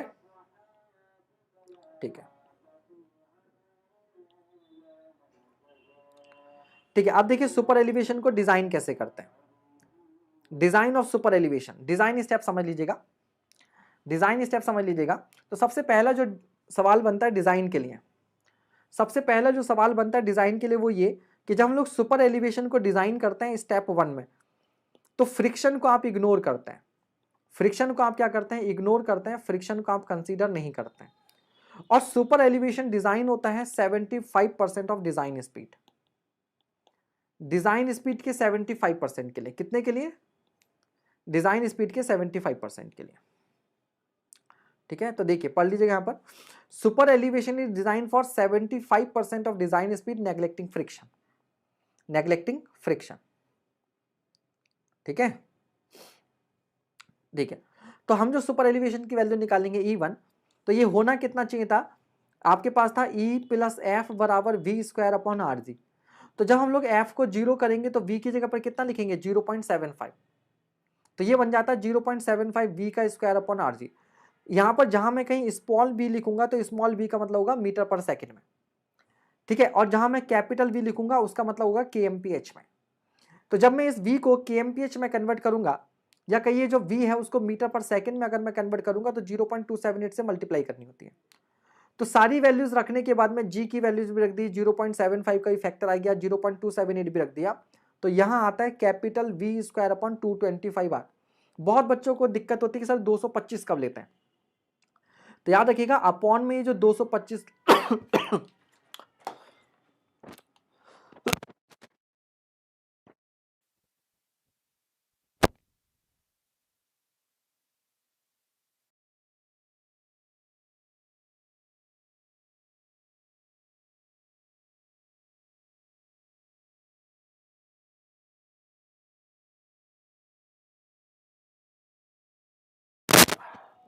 ठीक है, तो ध्यान रखिएगा 225 कब लिया जाता है यहां पर, जब आप सुपर एलिवेशन डिजाइन करते हैं। आप क्या करते हैं, सुपर एलिवेशन को डिजाइन करते हैं, फ्रिक्शन को इग्नोर करते हैं और वेलोसिटी 75% लेते हैं, तब यहां पर आता है v²/225r। ठीक है, चलिए नाउ अगर आपका ये सुपर एलिवेशन 0.07 से कम आ जाए, जो कि प्लेन टेरेन के लिए, याद रखिएगा ये हमने किसके लिए बताया, प्लेन टेरेन के लिए, इसी तरीके से अदर टेरेन के लिए कर सकते हैं। अगर ये वैल्यू 0.07 से कम आ जाए तो हम लोग क्या कर देंगे, प्रोवाइड कर देंगे इतना सुपर एलिवेशन सफिशिएंट है। लेकिन सपोज करो कि सुपर एलिवेशन क्या है, उतना नहीं आया, सुपर एलिवेशन जो है वो क्या हो गया, उससे ज्यादा हो गया, 7% से ज्यादा हो गया, तो आप क्या करेंगे, ठीक है, थोड़ा सा मैं यहां बताता हूं इसको। ठीक है, तो सुपर एलिवेशन के लिए हमने क्या कर दिया, फ्रिक्शन को नेग्लेक्ट कर दिया, डिजाइन स्पीड 75% कर ली, तो 0.75 v²/rg, इसको लिख सकते हैं कैपिटल v²/225r। यहां से सुपर एलिवेशन कैलकुलेट करोगे। अगर ये सुपर एलिवेशन 0.07 से कम है, इसका मतलब ठीक है, because this is required super elevation. Required super elevation अगर मैक्सिमम वैल्यू से कम है, इसका मतलब ठीक है, इतना आप क्या कर देंगे, ओके हो गया, इसको आप प्रोवाइड कर दोगे। लेकिन अगर रिक्वायर्ड सुपर एलिवेशन 0.07 से ज्यादा आ गया, 0.07 से ज्यादा आ गया, तो हम लोग क्या करेंगे ऐसे केस में, अब हमें कहेंगे भैया फ्रिक्शन को भी देखो, फ्रिक्शन को भी कंसीडर करो। तो हमने लिखा E + F = v²/rg। अब हम लोग 75% के लिए लेंगे, अब हम पे लेंगे डिजाइन स्पीड, डिजाइन स्पीड ये मीटर पर सेकंड में, अगर इसकी स्पीड ये अगर kmph में होती, अगर ये वैल्यू kmph में होती, किलोमीटर पर आवर में होती, तो इसको मीटर पर सेकंड में कन्वर्ट करने के लिए 5/18 से मल्टीप्लाई करना पड़ता, तो वो वाला फैक्टर हम लोग ऑलरेडी क्या कर लेते हैं, इंक्लूड कर लेते हैं। तो इस फॉर्मूले में ये सुपर एलिवेशन तो रेशो की फॉर्म में आएगा, v kmph में है और r क्या है, मीटर में, r क्या है, मीटर में, तो v²/127r हो गया। f की आपने फुल वैल्यू रख ली, कितना, 0.07, और यहां से फ्रिक्शन निकाला, रिक्वायर्ड फ्रिक्शन, तो रिक्वायर्ड फ्रिक्शन आ गया v²/rg - 0.07। अब अगर ये रिक्वायर्ड फ्रिक्शन 0.15 से कम आता है, इसका मतलब ओके, क्योंकि रिक्वायर्ड फ्रिक्शन कम आ रहा है, क्योंकि रिक्वायर्ड फ्रिक्शन कम आ रहा है और अवेलेबल फ्रिक्शन कितना है, 0.15। इस केस में आप सुपर एलिवेशन कितना प्रोवाइड कर देंगे, 0.07, 0.07। लेकिन पता चला भैया कि फ्रिक्शन आपका आ गया 0.15 से, इसका मतलब मैक्सिमम सुपर एलिवेशन दे दिया, उसके बाद भी फ्रिक्शन ज्यादा चाहिए, तो friction is not sufficient and super elevation is also eight maximum value. तो अब आपको एफ और ई दोनों ही नहीं बचा सकते, ना आपको एफ बचा सकता है, ना आपको ई बचा सकता है। तो समझदारी है, अपनी सुरक्षा अपने हाथ, क्या करें, क्या करें, स्पीड कम कर लें, स्लो चलो भैया, स्लो। तो ऐसे केस में हम लोगों ने maximum super elevation, maximum friction रखकर वेलोसिटी कैलकुलेट कर ली। ठीक है, तो ये अलाउएबल स्पीड हो जाएगी। तो एज ए डिजाइन इंजीनियर आप क्या करेंगे, वहां पर स्पीड रेस्ट्रिक्शन का बोर्ड लगा देंगे। ठीक है, बोर्ड लगा देंगे। ठीक है, अमन साहू जी एक बार बताओ, आपको कैसे मालूम चलता है कि आप पहाड़ी एरिया में हैं, आप पहाड़ी एरिया में हैं या प्लेन एरिया में, कैसे मालूम चलता है आपको, पहाड़ी एरिया में हैं या आप एक प्लेन एरिया में, कैसे मालूम चलता है, साइड स्लोप देखकर। जब जिस सड़क पर आप जा रहे होते हो उसके साइड का आप ढाल देखते हो, ढाल कैसा है, उससे मालूम चलता है, उसको बोलते हैं क्रॉस स्लोप। क्रॉस स्लोप के बेसिस पर आपने 4 टेरेन बनाए, plain, rolling, mountainous and steep. तो प्लेन एरिया में जनरली हम लोग रहते हैं, जहां पर पहाड़ी एरिया होता है वो पहाड़ी एरिया एकदम से स्टार्ट नहीं होता, पहाड़ी एरिया और प्लेन एरिया के बीच में ट्रांजिशन फेज होती है, उसका आप रोलिंग बोल सकते हो। और पहाड़ों पर भी एकदम से बहुत ज्यादा ढाल वाले इस एरिया नहीं आते हैं, तो माउंटेनस से भी ज्यादा होता है स्टीप। तो स्लोप से आप देख सकते हैं, रूलिंग स्पीड वो स्पीड होती है जो रूल करती है, हाईवे डिजाइन को रूल करती है। रूल क्या कर, रूलर कौन होता है? Who is ruler? जिसके अकॉर्डिंग चीजें होती हैं, जिसके लिए सारी चीजें डिसाइड की जाती है, वो रूलर होता है। तो रूलिंग डिजाइन स्पीड वो डिजाइन स्पीड होती है जिसके हिसाब से आप ज्योमेट्रिक डिजाइन करते हो, जिसके हिसाब से आप स्टॉपिंग साइड डिस्टेंस देते हैं, जिसके हिसाब से आप लोग सुपर एलिवेशन देते हैं, जिसके हिसाब से आप लोग कैम्बर, सारी चीज जिसके हिसाब से करते हैं वो आपका रूलिंग स्पीड होती है। सिंपल सी बात है। चलिए खैर, ये समझ में आ गया। यहां पर क्या कर देंगे आप? स्पीड रेस्ट्रिक्शन लगा देंगे, स्पीड रेस्ट्रिक्शन लगा देंगे। तो E प्लस एफ बराबर V square upon R G, जब हम लोग ये फॉर्मूला याद करते हैं तो फुल डिजाइन स्पीड लेते हैं, जबकि जब हम लोग ये वाला फॉर्मूला लगाते हैं तो फ्रिक्शन की वैल्यू 0 रख देते हैं और डिजाइन स्पीड कितना लेते हैं? 75%। ठीक है, तो आई होप ये भी आपको समझ में आ गया होगा, आ गया होगा।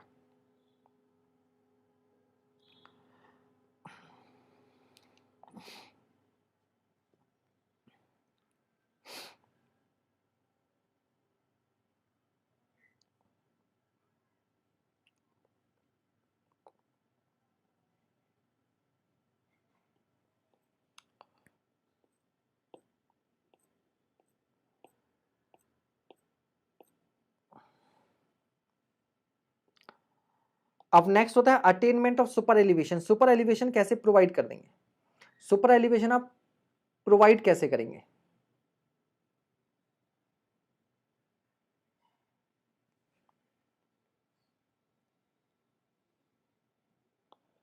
सुपर एलिवेशन प्रोवाइड कैसे करेंगे? तो देखिए, सुपर एलिवेशन दो तरीके से प्रोवाइड करते हैं। पहला होता है रोटेशन अबाउट सेंट्रल लाइन, मतलब ये जो पेवमेंट है, ये पेवमेंट हॉरिजॉन्टल था, ऐसा था। अब हमें इसे क्या करना है? आउटर एज को उठाना है। तो हमने क्या कर दिया? हमने कहा कि इसके बाद रोटेट कर दिया। अब ऐसा थोड़ी ना होता है कि पेवमेंट को पकड़ा रोटेट कर दिया, कोई रॉड थोड़ी ना है। रोटेट करने का मतलब होता है कि यहां से हम लोग करते हैं एक्सकेवेशन, यहां से मिट्टी निकालते हैं और यहां पर हम लोग करते हैं फिलिंग। यहां से मिट्टी निकालते हैं और यहां से क्या करते हैं? फिलिंग। इससे क्या होता है? जो अंदर वाला एरिया होता है ये E/2 नीचे पहुंच जाता है और बाहर वाला किनारा जो है वो E/2 ऊपर हो जाता है। तो इन दोनों के बीच का जो फाइनल गैप होता है वो सुपर एलिवेशन के बराबर हो जाता है। किसके बराबर हो जाता है? सुपर एलिवेशन के बराबर हो जाता है। ठीक है, ये इकोनॉमिकल पड़ता है क्योंकि अर्थवर्क को बैलेंस किया जा सकता है, लेकिन यहां से एक ड्रेनेज प्रॉब्लम आ जाती है कि यहाँ का लेवल जो हो जाता है वो नॉर्मल ग्राउंड लेवल से नीचे चला जाता है, जिसकी वजह से क्या होगा? ड्रेनेज की दिक्कत आएगी। तो इकोनॉमिकल तो है बट ड्रेनेज की प्रॉब्लम होगी। तो इसको हम लोग कहाँ प्रोवाइड कर सकते हैं? जहां बारिश वगैरह की ज्यादा दिक्कत नहीं है, ठीक है, वहां पर आप इसको प्रोवाइड कर सकते हो। ठीक है, दूसरा होता है आपका रोटेशन अबाउट इनर एस। इस अंदर वाले किनारे के हिसाब से, मतलब हमने यहाँ पर क्या कर दिया? नॉर्मल ग्राउंड लेवल था तो यहाँ पर आकर हमने क्या कर दिया? फिलिंग कर दी, मिट्टी भरी गई है। मिट्टी क्या की गई है? भरी गई है। ठीक है, तो ये कहाँ के लिए सुइटेबल है? हाई रेनफॉल एरिया के लिए सुइटेबल है, लेकिन इकोनॉमिक नहीं पड़ेगा, इकोनॉमिक नहीं होगा। अब होता है मिनिमम सुपर एलिवेशन कितना देंगे? तो मिनिमम सुपर एलिवेशन याद रखिएगा कैम्बर के बराबर, कम से कम सुपर एलिवेशन कैम्बर के बराबर आपको देना पड़ता है। ठीक है, कैम्बर के बराबर आपने सुपर एलिवेशन जो है वो देना पड़ता है। कैम्बर के बराबर सुपर एलिवेशन आपने देना पड़ता है। ठीक है, अब एक सेकंड रुक जाइएगा ना। Super elevation,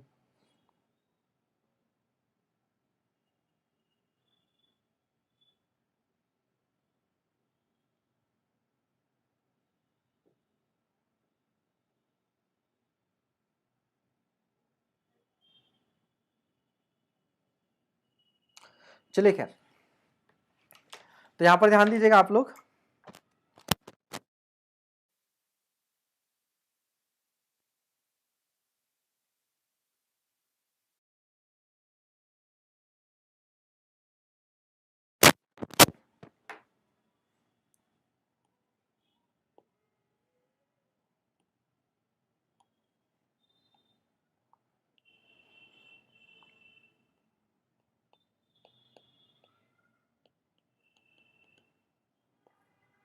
super elevation E max जो होता है आपके पास, ये होता है 0.07 या 7%। किसके लिए? For plain and rolling terrain, for plane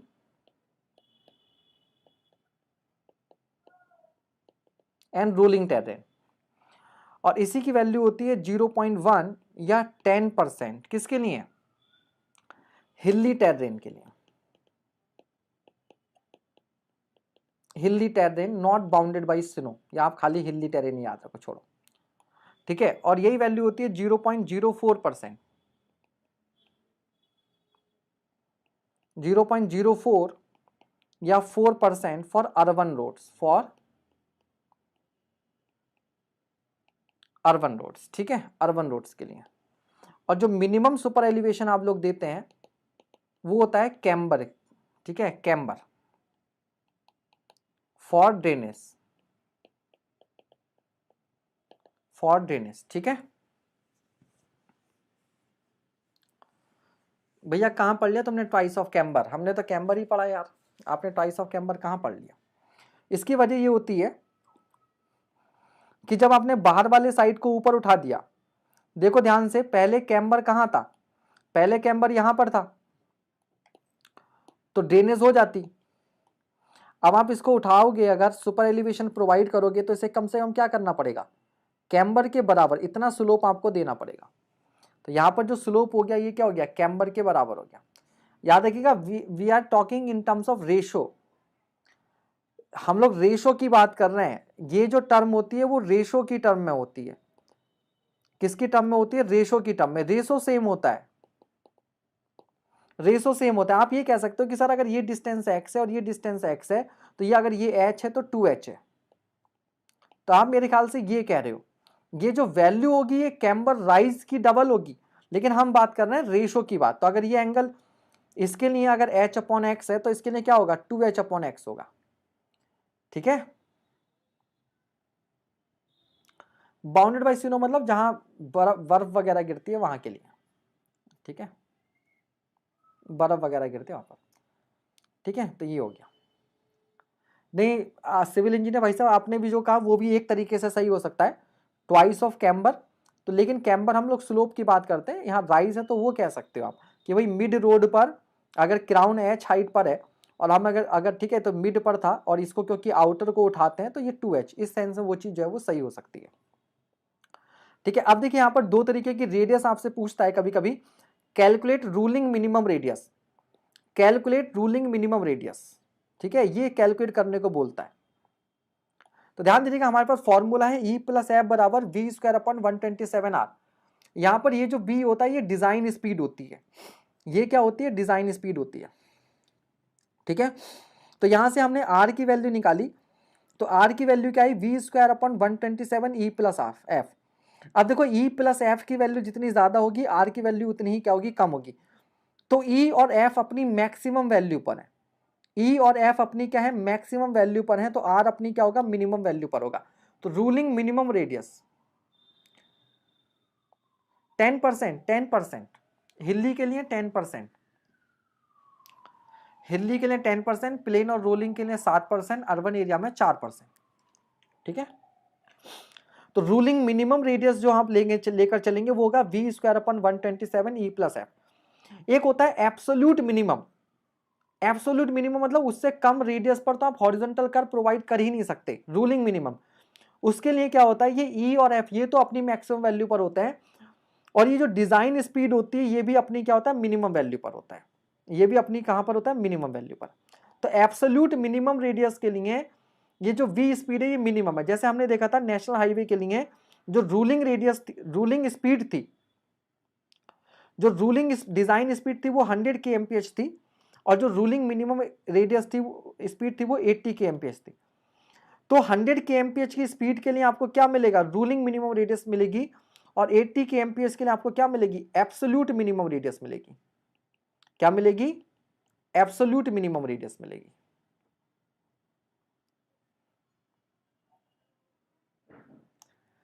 ठीक है, कोई बात नहीं सिविल इंजीनियर जी, भाई साहब, बहन जी, ठीक है, हमारे लिए तो स्टूडेंट है सब एक बराबर है, ठीक है, हमारे लिए तो स्टूडेंट है सब एक बराबर है। तो एब्सोल्यूट मिनिमम कब कैलकुलेट करेंगे? जब आपके पास ये जो मिनिमम स्पीड हो। जैसे अगर नेशनल हाईवे के लिए मैंने बोला रूलिंग मिनिमम निकालनी है तो बी की वैल्यू 100 kmph रखेंगे अगर स्पीड गिवन नहीं है, और ई की वैल्यू 0.07 और एफ की वैल्यू 0.15। और अगर एब्सोल्यूट मिनिमम रेडियस निकालनी है तो स्पीड की वैल्यू 80 रखेंगे, ठीक है, और ई और एफ अपनी मैक्सिमम याद आएगा, तो आपके पास एब्सोल्यूट मिनिमम में और रूलिंग मिनिमम रेडियस में आपको फर्क समझ में आ गया होगा, फर्क समझ में आ गया होगा, ठीक है। ये किसकी बात हो रही है कि ये रोड सीधी थी, फिर ये रोड ऐसे मुड़ी, तो यहाँ पर आप जो ये सर्कुलर कर्व प्रोवाइड करोगे तो इसकी जो रेडियस हो रही है, इस रेडियस की बात हो रही है, इस रेडियस की बात हो रही है, ठीक है,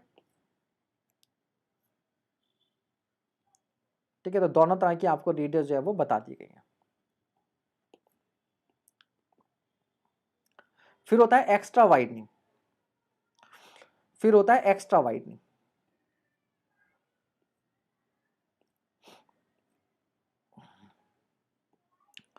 तो एक्स्ट्रा वाइडनिंग में देखिए क्या होता है, इस बार एसएससी जे में 785 वैकेंसी है, सिविल की कितनी है इसमें, सिविल की कितनी है? तो देखो भैया ये कोई व्हीकल है, जब ये व्हीकल किसी कर्व पर आता है तो क्या होता है, जो अगले वाले पहिए होते हैं उनको तो आप स्टीयरिंग के थ्रू मोड़ देते हो, लेकिन पिछले वाले पहिया क्या करता है, जिस रास्ते पे जा रहा है उसी पे जाने की टेंडेंसी होती है, तो इससे क्या होता है, एक पहिया इस रोड से बाहर जा सकता है, इसको बोलते हैं ऑफ ट्रैकिंग, ऑफ ट्रैकिंग, ठीक है। तो ऑफ ट्रैकिंग की वजह से, ठीक है, ऑफ ट्रैकिंग, और एक क्या होता है, एक साइकोलॉजिकल रीजन होता है, एक क्या होता है, साइकोलॉजिकल रीजन होता है। तो इस वजह से हमें क्या करना पड़ता है, हॉरिजॉन्टल कर्व पर, हॉरिजॉन्टल कर्व पर हमें क्या करना पड़ता है, विड्थ को बढ़ाना पड़ता है, जिसको हम लोग बोलते हैं एक्स्ट्रा वाइडनिंग, एक्स्ट्रा वाइडनिंग।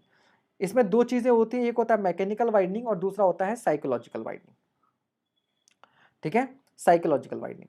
आप ये फॉर्मूला यूज करेंगे मैकेनिकल वाइडनिंग के लिए, सॉरी टोटल वाइडनिंग के लिए, N L square upon 2r plus V upon 9.5 under root R, V upon 9.5 under root R. यहाँ पर जो वेलोसिटी मैंने लिए वो लिए kmph में, n नंबर ऑफ लेन्स होती हैं, l length of wheel base होती है, l length of wheel base होती है 6.1 metre, r radius of horizontal curve होती है, v जो होता है डिजाइन स्पीड होता है। अगर वेलोसिटी आपकी मीटर पर सेकंड में तो आप ये फॉर्मूला भी याद रख सकते हो, N L square upon 2r plus V upon 2.65 under root R. ये फॉर्मूला कब होता है, जब वेलोसिटी आपकी मीटर पर सेकंड में होती है। इसमें ये आपका मैकेनिकल वाइडनिंग है और ये आपका क्या है, साइकोलॉजिकल वाइडनिंग है, साइकोलॉजिकल वाइडनिंग है। इसमें एक पॉइंट होता है कि for single lane roads only mechanical widening provide करते हैं, सिंगल लेन रोड पर, क्यों, क्योंकि मोड़ते समय दूसरी गाड़ी से टकराने का खतरा नहीं होता, तो साइकोलॉजिकल वाइडनिंग की वहां पर जरूरत नहीं पड़ती। और इसमें एक पॉइंट होता है कि अगर रेडियस आपकी 300 मीटर से ज्यादा है तब भी आपको एक्स्ट्रा वाइडनिंग की रिक्वायरमेंट नहीं है, एक्स्ट्रा वाइडनिंग की रिक्वायरमेंट जो है वो नहीं है, ठीक है। तो ये पॉइंट्स आपसे ऑब्जेक्टिव में पूछे जा सकते हैं, ऑब्जेक्टिव में पूछे जा सकते हैं।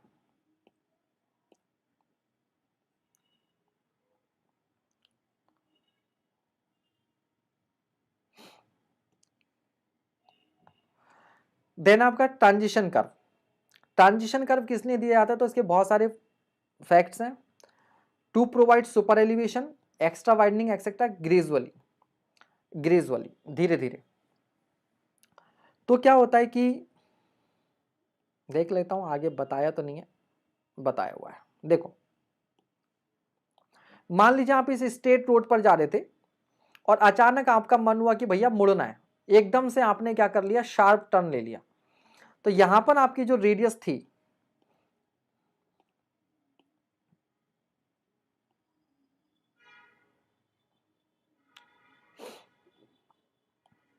तो स्ट्रेट रोड पर जो रेडियस होती है वो इन्फिनिटी होती है, स्ट्रेट रोड पर रेडियस क्या होती है, इन्फिनिटी होती है, और सर्कुलर कर्व पर रेडियस क्या होती है, आर होती है। तो जैसे ही आप मुड़े वैसे ही एकदम से सडनली क्या हुआ, बाहर की ओर M B square upon R लग गया, ठीक है।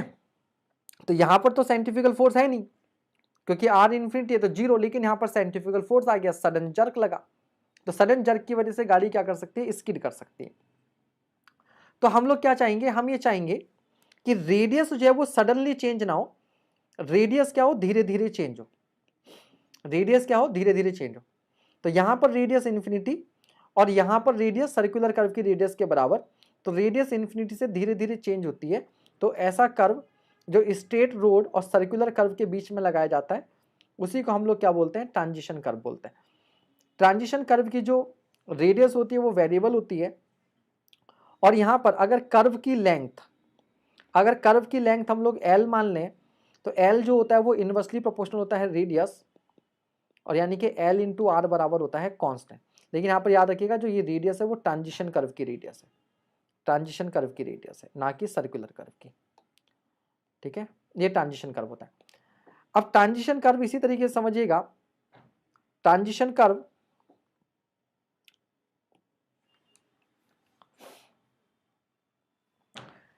ना केवल रेडियस को ग्रेजुअली कम करता है, सुपर एलिवेशन को भी ग्रेजुअली प्रोवाइड करता है। क्योंकि अगर सडनली हमने बाहर का किनारा उठा दिया तो आगे जाकर जब व्हीकल उसको हिट करेगा, ठीक है, तो वो भी डेंजरस है, वो भी डेंजरस है।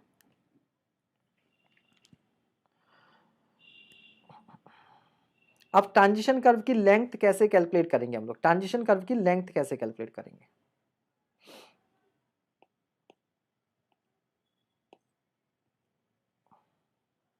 तो एक सेकेंड वेट कीजिएगा आप लोग।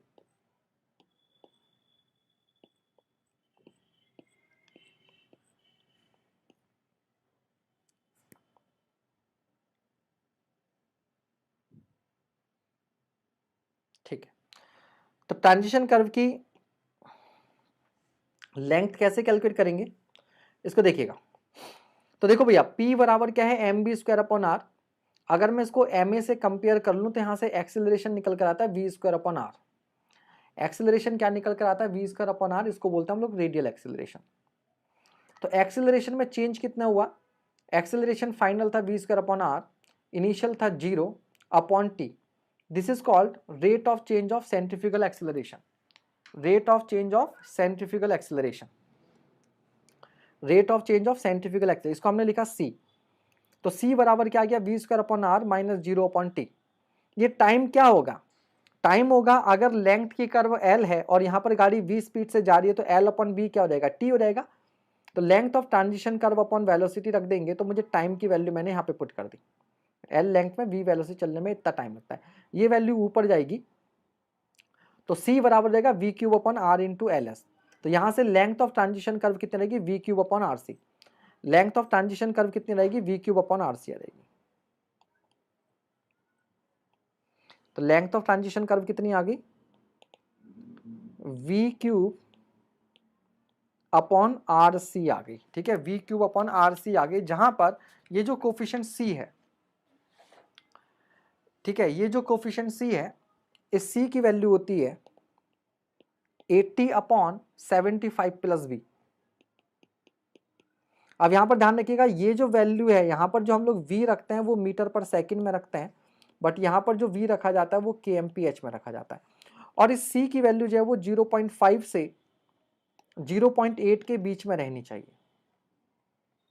c की वैल्यू 0.5 से 0.8 के बीच में रहनी चाहिए।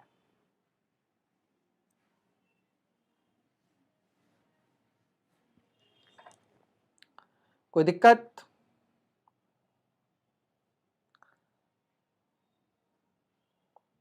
ठीक है, चलिए, तो यहां से हम लोग क्या कर सकते हैं, लेंथ ऑफ ट्रांजिशन कर्व निकाल सकते हैं। स्पीड हमें दी होगी, ठीक है, यहां से हम लोग c की वैल्यू कैलकुलेट करेंगे।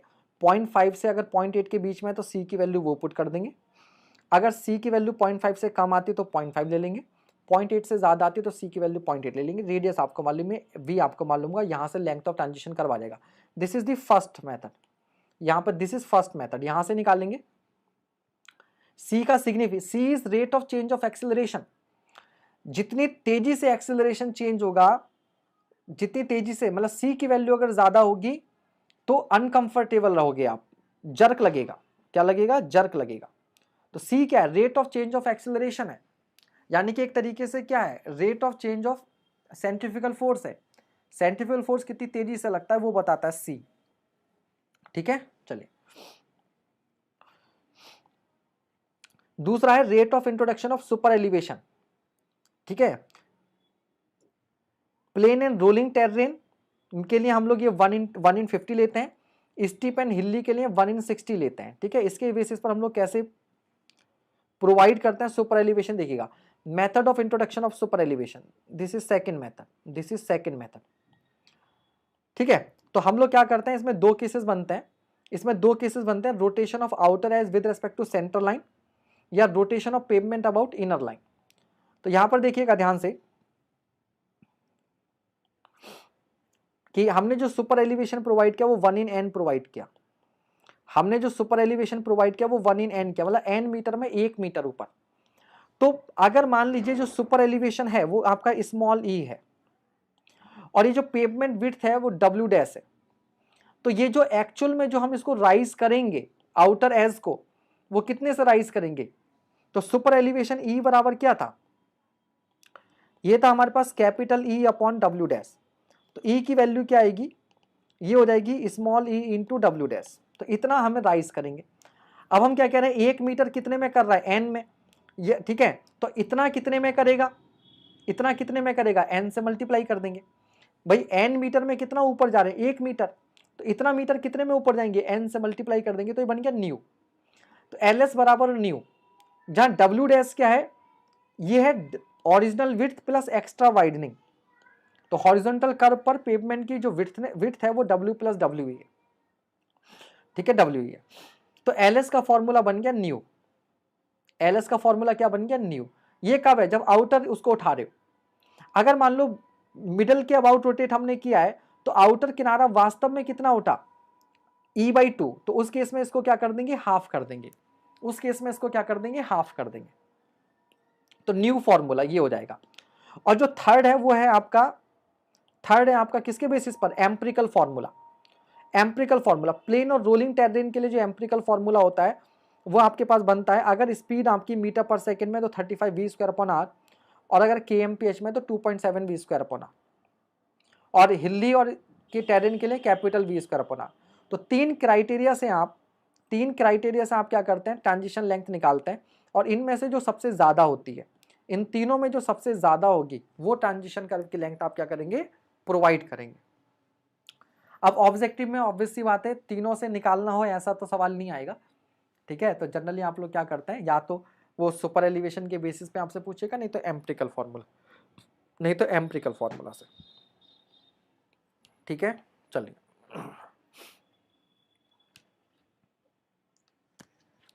ठीक है, नेक्स्ट आपसे पूछ लेता भैया शिफ्ट। What is shift?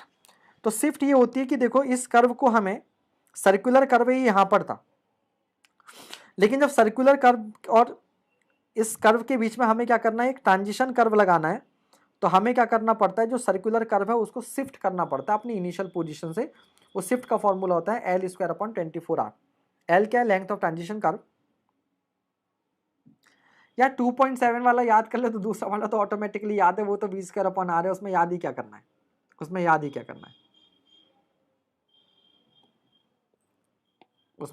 करना है, ठीक है।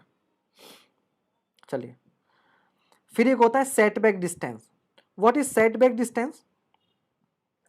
सेटबैक डिस्टेंस क्या होती है? इसको समझेंगे।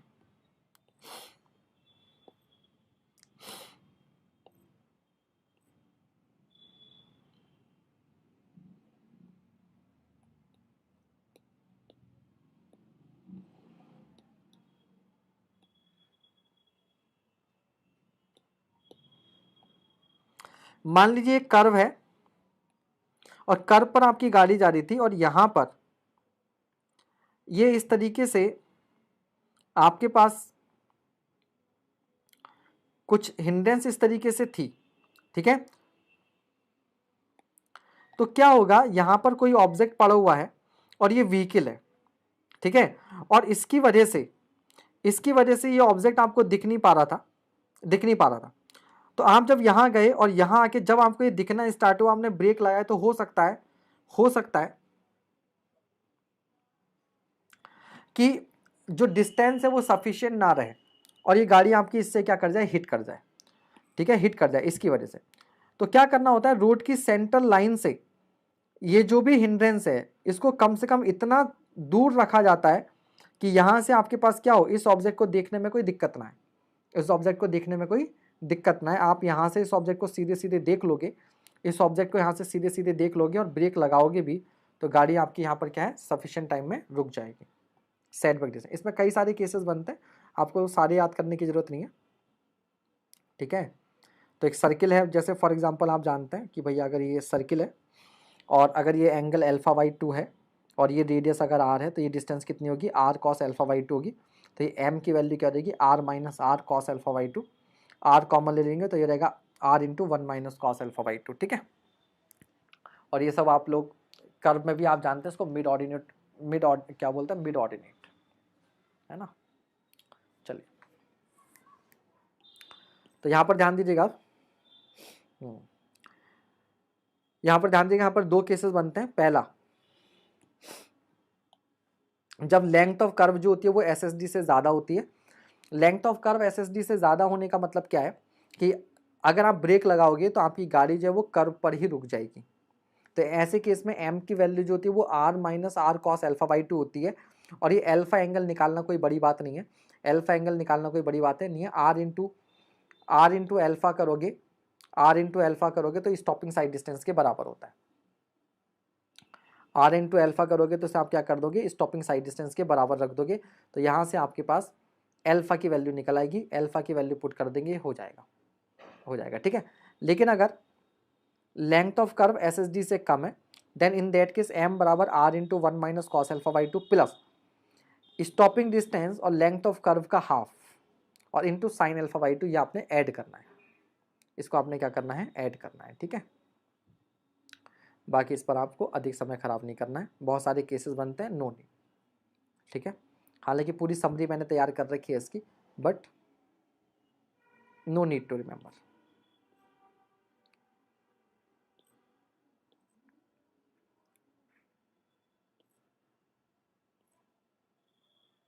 चलिए नेक्स्ट इसमें आता है आपका कर्व रेजिस्टेंस। नेक्स्ट आता है curve resistance. What is curve resistance? तो देखिए जो ये व्हीकल है जब ये सीधे सीधे जा रहा होता है तो ठीक है, तो इस पर क्या लगता है, आगे की डायरेक्शन में थ्रस्ट लगता है, टी थ्रस्ट लगता है, उससे गाड़ी आगे बढ़ती है।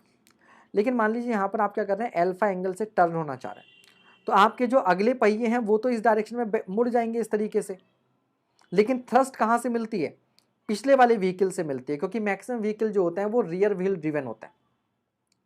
तो जो फोर्स लग रहा है, जो गाड़ी को आगे की ओर पुश कर रहा है वो इस डायरेक्शन में, लेकिन गाड़ी मुड़ रही है इस डायरेक्शन में अल्फा एंगल से। तो इस डायरेक्शन में कितना फोर्स अवेलेबल है गाड़ी को आगे बढ़ाने के लिए, वो अवेलेबल है टी कॉस अल्फा। तो एक्चुअल में फोर्स है कितना, टी, लेकिन कर्व पर अवेलेबल कितना हो पा रहा है, टी कॉस अल्फा, और कॉस अल्फा की वैल्यू 1 से कम होगी तो ये वैल्यू कम हो जाएगी। तो क्यों, क्योंकि कर्व पर रेजिस्टेंस मिल रही है, इसलिए इसको हमने बोल दिया कर्व रेजिस्टेंस। इसको हमने क्या बोल दिया, कर्व रेजिस्टेंस। अगर फ्रंट व्हील ड्रिवन होगा, तो वहां पर कोई भी आपको कर्व रेजिस्टेंस नहीं मिलेगी। तो जो कर्व रेजिस्टेंस है वो क्या रहेगा, T minus T cos alpha, ठीक है, T minus T cos alpha.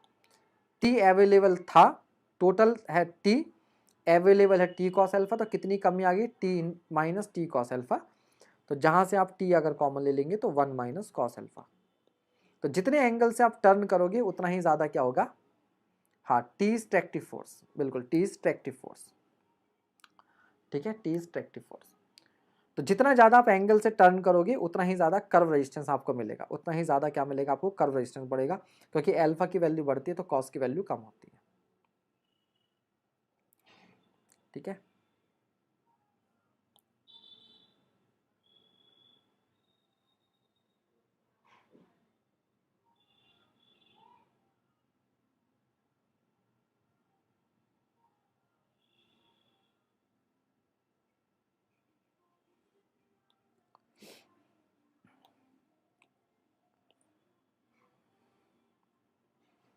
ये पूरा यहाँ पर शो भी कर रखा है आपको, ये व्हीकल है,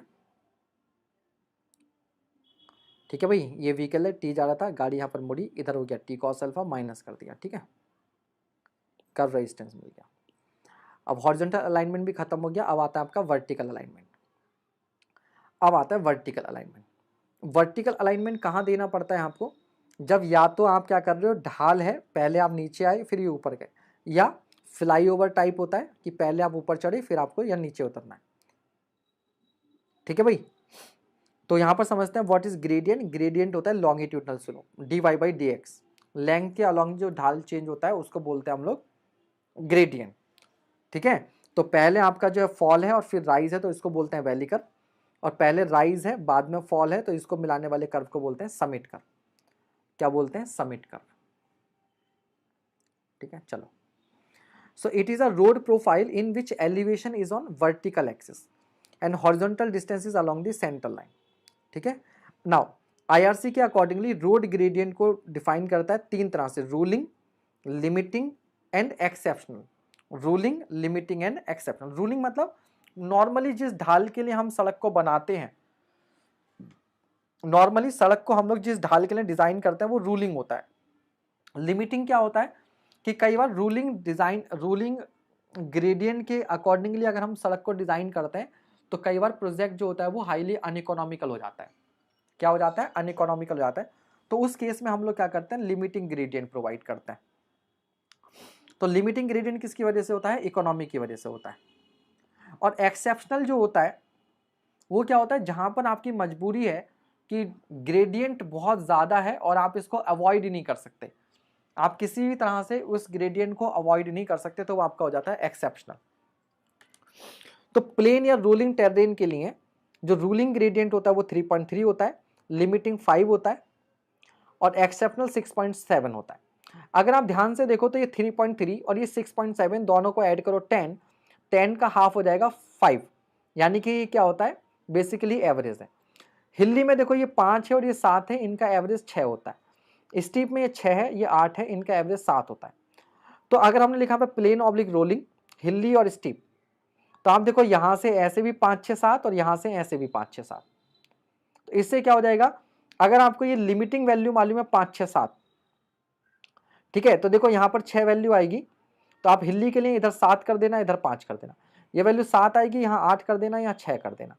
ये वैल्यू 5 है, बस यहाँ पर संभल के रहना है कि यहाँ पर ये 5 का ये 6 और ये 4 नहीं होता, ये 6 और 4 नहीं होता, ये 6.7 होता है, ये 3.3 होता है। 3.3 मतलब 1 in 3, 1 in 3। ठीक है, तो इस तरीके से आप चाहें तो ये वैल्यूज याद रख सकते हैं। ये वैल्यू याद रखो, कई बार पूछा गया है, स्पेशली प्लेन के लिए रूलिंग और लिमिटिंग आपसे पूछ लेता है। ठीक है, पूछ लेता है। ठीक है, सबमिट कर।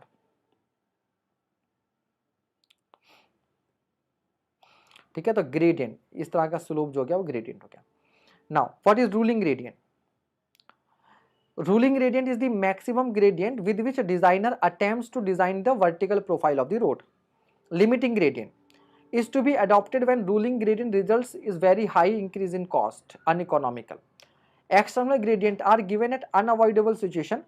They are limited to a stretch of 100 meter in a single lane. 100 metre की रेंज में 100 मीटर की लेंथ तक ही आप क्या कर सकते हैं? एक्सेप्शनल ग्रेडियंट प्रोवाइड कर सकते हैं, फिर आपको थोड़ा सा प्लेन एरिया देना पड़ेगा। Critical length. Critical length of the grade is that maximum length of the ascending gradient which a loaded truck can operate without reduction in speed or more than 25 kmph. Sir class कब तक चलेगी आप बताओ, अभी खत्म कर दें?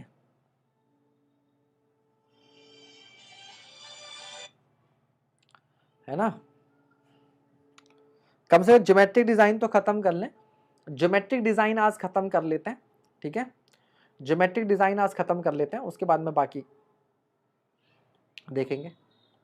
ठीक है, चलिए हो गया। अब minimum gradient is also to be provided for drainage purpose. For concrete drains it is 1 in 500, longitudinal direction में 1 in 500।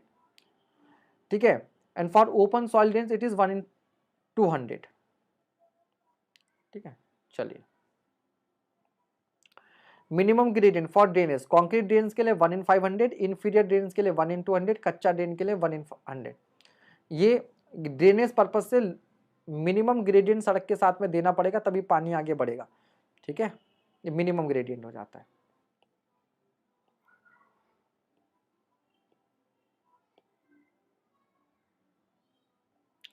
अब एक सवाल बहुत इंपॉर्टेंट आपका आता है, ग्रेड कॉम्पनसेशन। क्या आता है? Grade compensation. तो एक्चुअल में क्या होता है? एक्चुअल में क्या होता है कि देखो मान लो यहाँ पर ये ग्रेडियंट है, ग्रेडियंट पर गाड़ी ऊपर जा रही थी इस तरह से, तो भी गाड़ी ऊपर चढ़ने में दिक्कत तो होती है, लेकिन अच्छी बात ये थी कि गाड़ी की फुल कैपेसिटी, जितना ट्रैक्टिव फोर्स था वो पूरा का पूरा आप क्या कर पा रहे थे? यूज कर पा रहे थे। गाड़ी का जितना भी ट्रैक्टिव फोर्स है वो यूज कर पा रहे थे।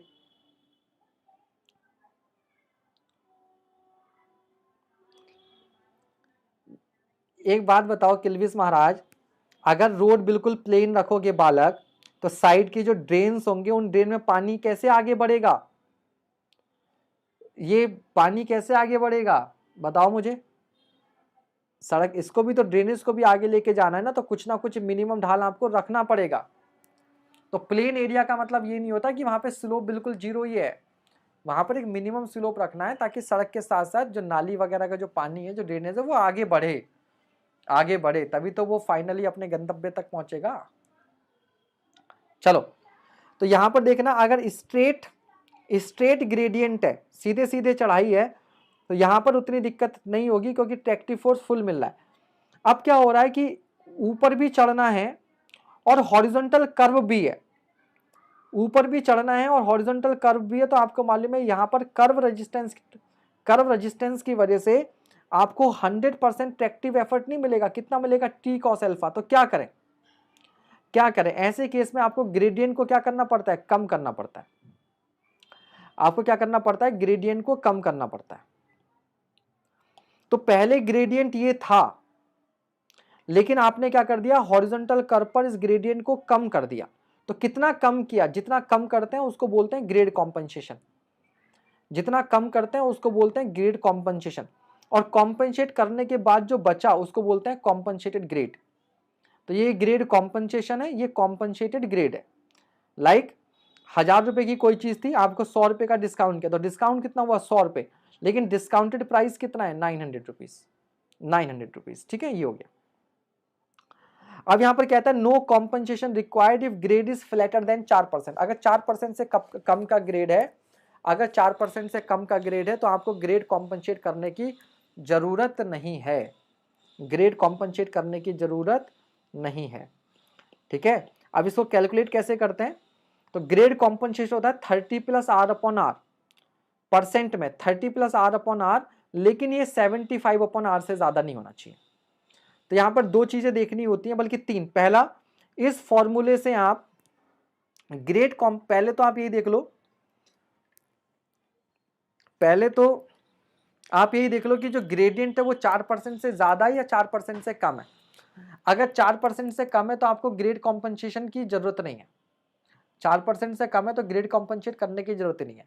अगर 4% से ज्यादा का ग्रेडियंट है, 5%, 6%, 7%, 8%, तो आपको ग्रेड कॉम्पनसेशन कैलकुलेट करना पड़ेगा। किस फॉर्मूले से? इस फॉर्मूले से कैलकुलेट करोगे 30 plus R upon R. R क्या है? Radius of curve. ये वैल्यू कैलकुलेट करने के बाद में चेक करोगे 75 अपॉन आर से ज्यादा तो नहीं आ रही। अगर ये 75 अपॉन आर से कम आ रही है तो इसी वैल्यू को ले लोगे, और अगर ये 75 अपॉन आर से ज्यादा आ रही है तो वैल्यू कितना लोगे? 75 अपॉन आर लोगे। 75 अपॉन आर, फिर आप क्या करोगे? इसको कॉम्पनसेट करोगे। कॉम्पनसेट करने के बाद में आप ये देखोगे कि कॉम्पनसेट करने के बाद में 4% से कम तो नहीं हो रही वैल्यू। अगर 4% से कम जा रही है तो 4% और ग्रेडियंट के बीच वाली ही वैल्यू आपने कंसीडर करनी है, ठीक है। ये बहुत ज्यादा आपके लिए हौच-पौच टाइप का हो गया, तो मैं इसको एक समरी बनाकर आपको विद एग्जांपल बताता हूं। इसको मैं क्या करता हूं? विद एग्जांपल बताता हूं। हमने क्या किया? ग्रेड कॉम्पनसेट कैलकुलेट किया आपका 30 प्लस आर अपॉन आर से, यही फॉर्मूला है। यहां से आपने क्या किया? मान लीजिए ग्रेड कॉम्पनसेट कैलकुलेट किया x, और 75 अपॉन आर की वैल्यू जो है वो y है, ठीक है। तो पहले तो ये डिसाइड करोगे इनमें से x वैल्यू लेनी है कि y वैल्यू लेनी है। मान लो आपके पास x की वैल्यू जो है वो y से कम आ गई, देन आप x वैल्यू लेके चलोगे। अगर आपके पास y लेस, ठीक है, और लेकिन अगर आपके पास, या जैसे होता है ना, जैसे क्या होता है, आप शॉपिंग के लिए गए, आप शॉपिंग के लिए गए तो वो वहां पर बोलते हैं कि जो मैक्सिमम डिस्काउंट आपको मिलेगा, मैक्सिमम आपको डिस्काउंट जो मिलेगा वो तो या तो आपने जितने की शॉपिंग की उसका 10% या 500 रुपए। मैक्सिमम डिस्काउंट आपको कितना मिलेगा? मैक्सिमम डिस्काउंट मिलेगा या तो आपको 10% या फिर 500 रुपए। तो मान लो आपने 10,000 रुपए की शॉपिंग की, आपने 10,000 रुपए की शॉपिंग की, तो 10,000 का 10% कितना हो गया? 1,000 रुपए। तो आप उससे को भी मैंने 10,000 की शॉपिंग की, मुझे तो 10% का डिस्काउंट कहेगा वो, भैया नहीं, हम ज़्यादा से ज़्यादा आपको 500 रुपये दे सकते हैं। तो आपको डिस्काउंट कितने का मिलेगा? 500 रुपये। यानी कि आपने जो वैल्यू कैलकुलेट की वो मैक्सिमम वैल्यू से ज़्यादा आ गई, तो आप क्या करेंगे भैया? फिर इसी वैल्यू को कंसीडर करेंगे, यानी कि वाई को। लेकिन मान लीजिए आपने शॉपिंग की 4,000 रुपये की, आपने शॉपिंग की 4,000 रुपये की, तो 10% कितना बना 400, तो अब आपको डिस्काउंट कितने का मिलेगा 400 का। तो सेम चीज़ यहाँ पर है, आपने ये वैल्यू कैलकुलेट की, कैलकुलेट करके एक्स आई, मैक्सिमम वैल्यू वाई थी, सिंपल सी बात है। तो अगर एक्स की वैल्यू वाई से कम आती है तो एक्स ले लेंगे, एक्स की वैल्यू वाई से ज़्यादा आती है तो वाई ले लेंगे। तो यहाँ से आपका डिसाइड हो गया। सपोज करो एक्स आया, मान लेते हैं हम लोग केस वन, लेकर चलते हैं कि x लेस देन वाई है। इसका मतलब जो ग्रेड कॉम्पनसेशन होगा आपके पास, ग्रेड कॉम्पनसेशन जो होगा आपके पास वो कितना होगा x होगा, वो कितना होगा x होगा, ठीक है, कितना होगा x होगा। और मान लेते हैं x की वैल्यू जो है वो 2% है। मान लीजिए x की वैल्यू कितनी आ गई आपके पास 2% आ गई सॉल्व करके, फॉर एग्जांपल एनी वैल्यू। अब आपका जो ग्रेडियंट था, अब आपका जो ग्रेडियंट था वो 5% का था। आपका ग्रेडियंट था कितने का 5% का। तो बेटा 5% में से अगर मैं 2% माइनस करूंगा तो कितना मिलेगा 3%। लेकिन वो क्या कहता है 4% से नीचे करने की जरूरत नहीं है, तो आप 2% कॉम्पनसेट नहीं करोगे। आप कितना कॉम्पनसेट करोगे 1% ही कॉम्पनसेट करोगे। क्यों 4% से ऊपर वाला। हाँ 2 बार 4,000 रुपए की शॉपिंग करेंगे 800 रुपए का फायदा। ठीक है भैया, तो वही दिमाग यहाँ पे लगाना है। और मान लीजिए अगर ग्रेड आपका कितने का होता है 7% का होता, तो 7% से 2% घटाने के बाद में कितना बचता 5% बचता, जो कि 4% से ज्यादा है। तो फिर आप 2% का पूरा कॉम्पनसेट कर देते, ठीक है, पूरा कॉम्पनसेट कर देते। तो ये होता है ग्रेड कॉम्पनसेशन, ये होता है ग्रेड कॉम्पनसेशन। बाकी मैंने प्रैक्टिस सेशन जो है उसमें इस पर क्वेश्चंस करवाए हैं, आप देख सकते हैं। क्या कह रहे हो कि 3.3% का रियल में मतलब क्या है बेटा, परसेंट नहीं आते, परसेंट का मतलब होता है प्रति 100। आपके 40% नंबर है, थोड़े कम हो गए लेकिन समझ लेना, आपके 40% नंबर है। तो 40% का मतलब क्या होता है कि 100 में से 40 नंबर है। 100 में कितने 40 नंबर। तो उसी तरीके से 3.3% का मतलब क्या होता है कि जब आप 100 मीटर चले, जब आप 100 मीटर चले तो या तो आप 3.3 मीटर ऊपर चले जाओगे या 3.3 मीटर नीचे चले जाओगे। तो 3.3% का अगर अप स्लोप है, अपवर्ड स्लोप है, तो मतलब जब आप 100 मीटर ऐसे चलोगे तो आप 3.3 मीटर यहां आ जाओगे ये। और यहीं पर अगर फॉल होता तो आप 3.3 मीटर नीचे चले जाते। ये है इसका मतलब सीधा, ठीक है। चलिए देन है आपका समिट कर्व, देन है समिट कर्व। तो these are vertical curves with convexity upward, इस तरीके से समिट कर्व होते हैं, ठीक है, ठीक है। समिट कर्व का जो मेन क्राइटेरिया होता है वो साइड डिस्टेंस होता है। जो सर्कुलर कर्व होता है वो आइडियल समिट कर्व होता है, लेकिन हम लोग पैराबोलिक कर्व प्रोवाइड करते हैं। तो ये सवाल आ जाता है, यही सवाल आ जाता है समिट कर्व में कौन से कर्व प्रोवाइड करते हैं, तो पैराबोलिक कर्व प्रोवाइड किए जाते हैं, ठीक है। लेंथ कैसे कैलकुलेट करते हैं, तो मान लो यहां पर n1% का, n1% का आपका क्या था,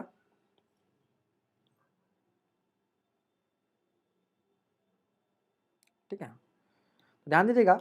circular summit curve are ideal as they provide constant side distance but in actual practice simple parabolic curves are used as summit curve। ये एग्जाम में पूछा जाता है।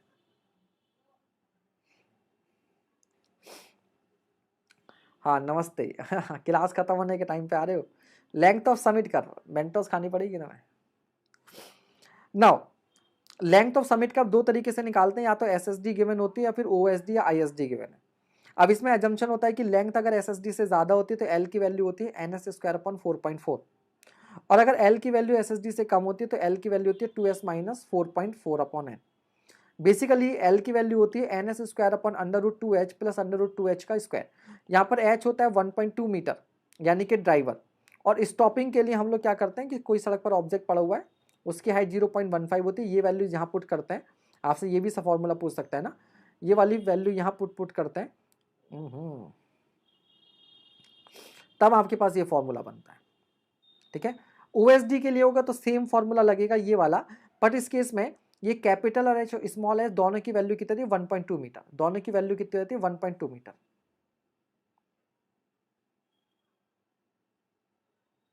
लास्ट लाइन का मतलब कौन सी लास्ट लाइन का बेटा, सर्कुलर कर्व आइडियल होता है, लेकिन हमेशा कई बार क्या होता है कि ज्यादा आइडियलिटी भी तो अच्छी नहीं होती है ना, तो वहां पर हम लोग क्या करते हैं रियल में पैराबोलिक प्रोफाइल प्रोवाइड करते हैं, पैराबोलिक।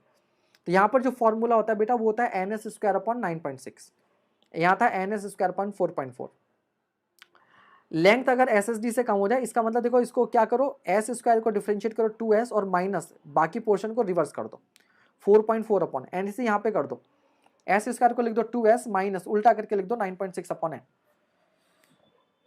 9.6 upon N. ठीक है, ये हो गया आपके पास height length of summit curve. फिर होता है वैली कर्व, फिर होता है आपका वैली कर्व। वैली कर्व को हम लोग सैग कर्व भी बोलते हैं, और इनको बनाया जाता है क्यूबिक पैराबोला, इनको बनाया जाता है cubic parabola, cubic parabola. Cubic parabola क्यों बनाते हैं, क्योंकि यहां पर कंफर्ट का क्राइटेरिया हमें देखना होता है। ठीक है, तो यहां पर कंफर्ट क्राइटेरिया के अकॉर्डिंग क्या होता है, rate of change of centrifugal acceleration होता है, rate of change of acceleration. तो एलएस की वैल्यू होती है 2 टाइम्स अंडर रूट में एन वी क्यूब अपॉन सी, जहां सी की वैल्यू 0.6 मीटर पर सेकंड क्यूब से कम होनी चाहिए, वी यहां पर मीटर पर सेकंड में, और एन क्या है, चेंज इन ग्रेडियंट, एन क्या है, चेंज इन ग्रेडियंट, पहले ऐसे थे फिर ऐसे गए, तो final minus initial change in gradient. फिर होता है सेफ्टी क्राइटेरिया, यानी कि हेडलाइट साइड डिस्टेंस के बेसिस, दिन में तो कोई दिक्कत नहीं है, वैली कर्व पर साइड डिस्टेंस प्रॉपर रहती है, रात में दिक्कत है। ठीक है, तो लेंथ अगेन यहाँ पर भी वही होगा, एसएसडी से ज्यादा एसएसडी से कम, तो यहाँ पर फॉर्मूला होता है NS square upon 2h1 plus 2s tan alpha. यहाँ पर h1 जो होता है वो हाइट ऑफ हेडलाइट होती है, जो ली जाती है 0.75 मीटर, और tan अल्फा जो होता है वो हेडलाइट बीम एंगल होता है, जिसको 1 डिग्री लेते हैं। वैल्यू पुट करेंगे तो याद आएगा एलएस बराबर NS square upon 1.5 plus 0.035s। Formula पर सवाल नहीं पूछता है, लेकिन कर्व मालूम होना चाहिए, कर्व मालूम होना चाहिए। तो समिट कर्व पर पैराबोला, समिट कर्व पर नॉर्मल पैराबोला, और सैग कर्व पर या वैली कर्व पर क्यूबिक पैराबोला, इस पर क्या, क्यूबिक पैराबोला। ठीक है, क्यूबिक पैराबोला। अब यहां पर ध्यान देना, दिक्कत क्या होती है, दिक्कत ये होती है यहां पर दिक्कत ये होती है आपको कि जब हम सैग कर्व पर जाते हैं तो यहां पर सेंट्रीफ्यूगल फोर्स भी नीचे की ओर लगता है mv स्क्वायर अपॉन आर, और इसका वेट भी नीचे की ओर लगता है, तो नीचे की ओर जो है वेट लगेगा तो आप पर नॉर्मल एक्शन ऊपर की ओर उतनी ही ज्यादा लगेगी। ठीक है, तो अनकंफर्टेबल सिचुएशन हो जाती है, अनकंफर्टेबल सिचुएशन हो जाती है। बम्प इंडिकेटर ऑलरेडी आपको बता दिया गया है। ठीक है, बम्प इंडिकेटर बता दिया गया, ये अनइवननेस इंडेक्स में रीडिंग करता है। अगर 150 अनइवननेस होती है सेंटीमीटर पर किलोमीटर में, अगर 150 सेंटीमीटर पर किलोमीटर है तो गुड पेवमेंट होता है हाई स्पीड के लिए, 250 सेंटीमीटर पर किलोमीटर होते हैं तो 100 kmph के लिए सेटिस्फैक्टरी होता है, 350 सेंटीमीटर पर km होता है तो अनकंफर्टेबल होता है। इसका मतलब ये होता है कि टोटल ऊपर नीचे, ठीक है, 1 किलोमीटर में गाड़ी कितना ऊपर नीचे हुई।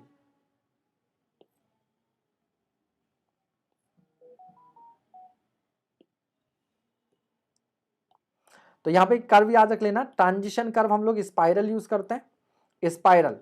समिट में यहां पर हम लोग सिंपल पैराबोलिक यूज करते हैं, वैली कर्व में क्यूबिक पैराबोला, और cubic parabola as a transition curve use होता है रेलवे में।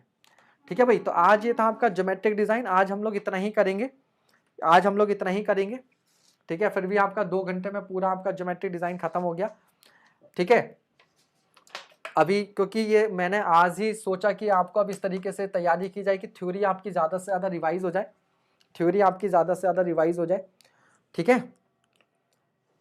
तो कल क्या करेंगे, कुछ अल्ट्रा शॉर्ट नोट्स बनाकर आपको कल मैं कोशिश करूंगा बचा खुचा हाईवे ख़त्म करवा दूं, और सोम और स्ट्रक्चर का मेरा एटलीस्ट कम से कम टारगेट रहेगा, तो मैं पर डे आपके 2 से 3 सब्जेक्ट जो है वो रिवाइज करवाने का सोच रहा हूँ। ठीक है, जिसमें सोम, आरसीसी, स्टील, स्ट्रक्चर ये तो बहुत आसानी से हो सकता है। ठीक है, बाकी कुछ सब्जेक्ट बड़े हैं उनका देखना पड़ेगा। ठीक है, बट कोशिश करेंगे।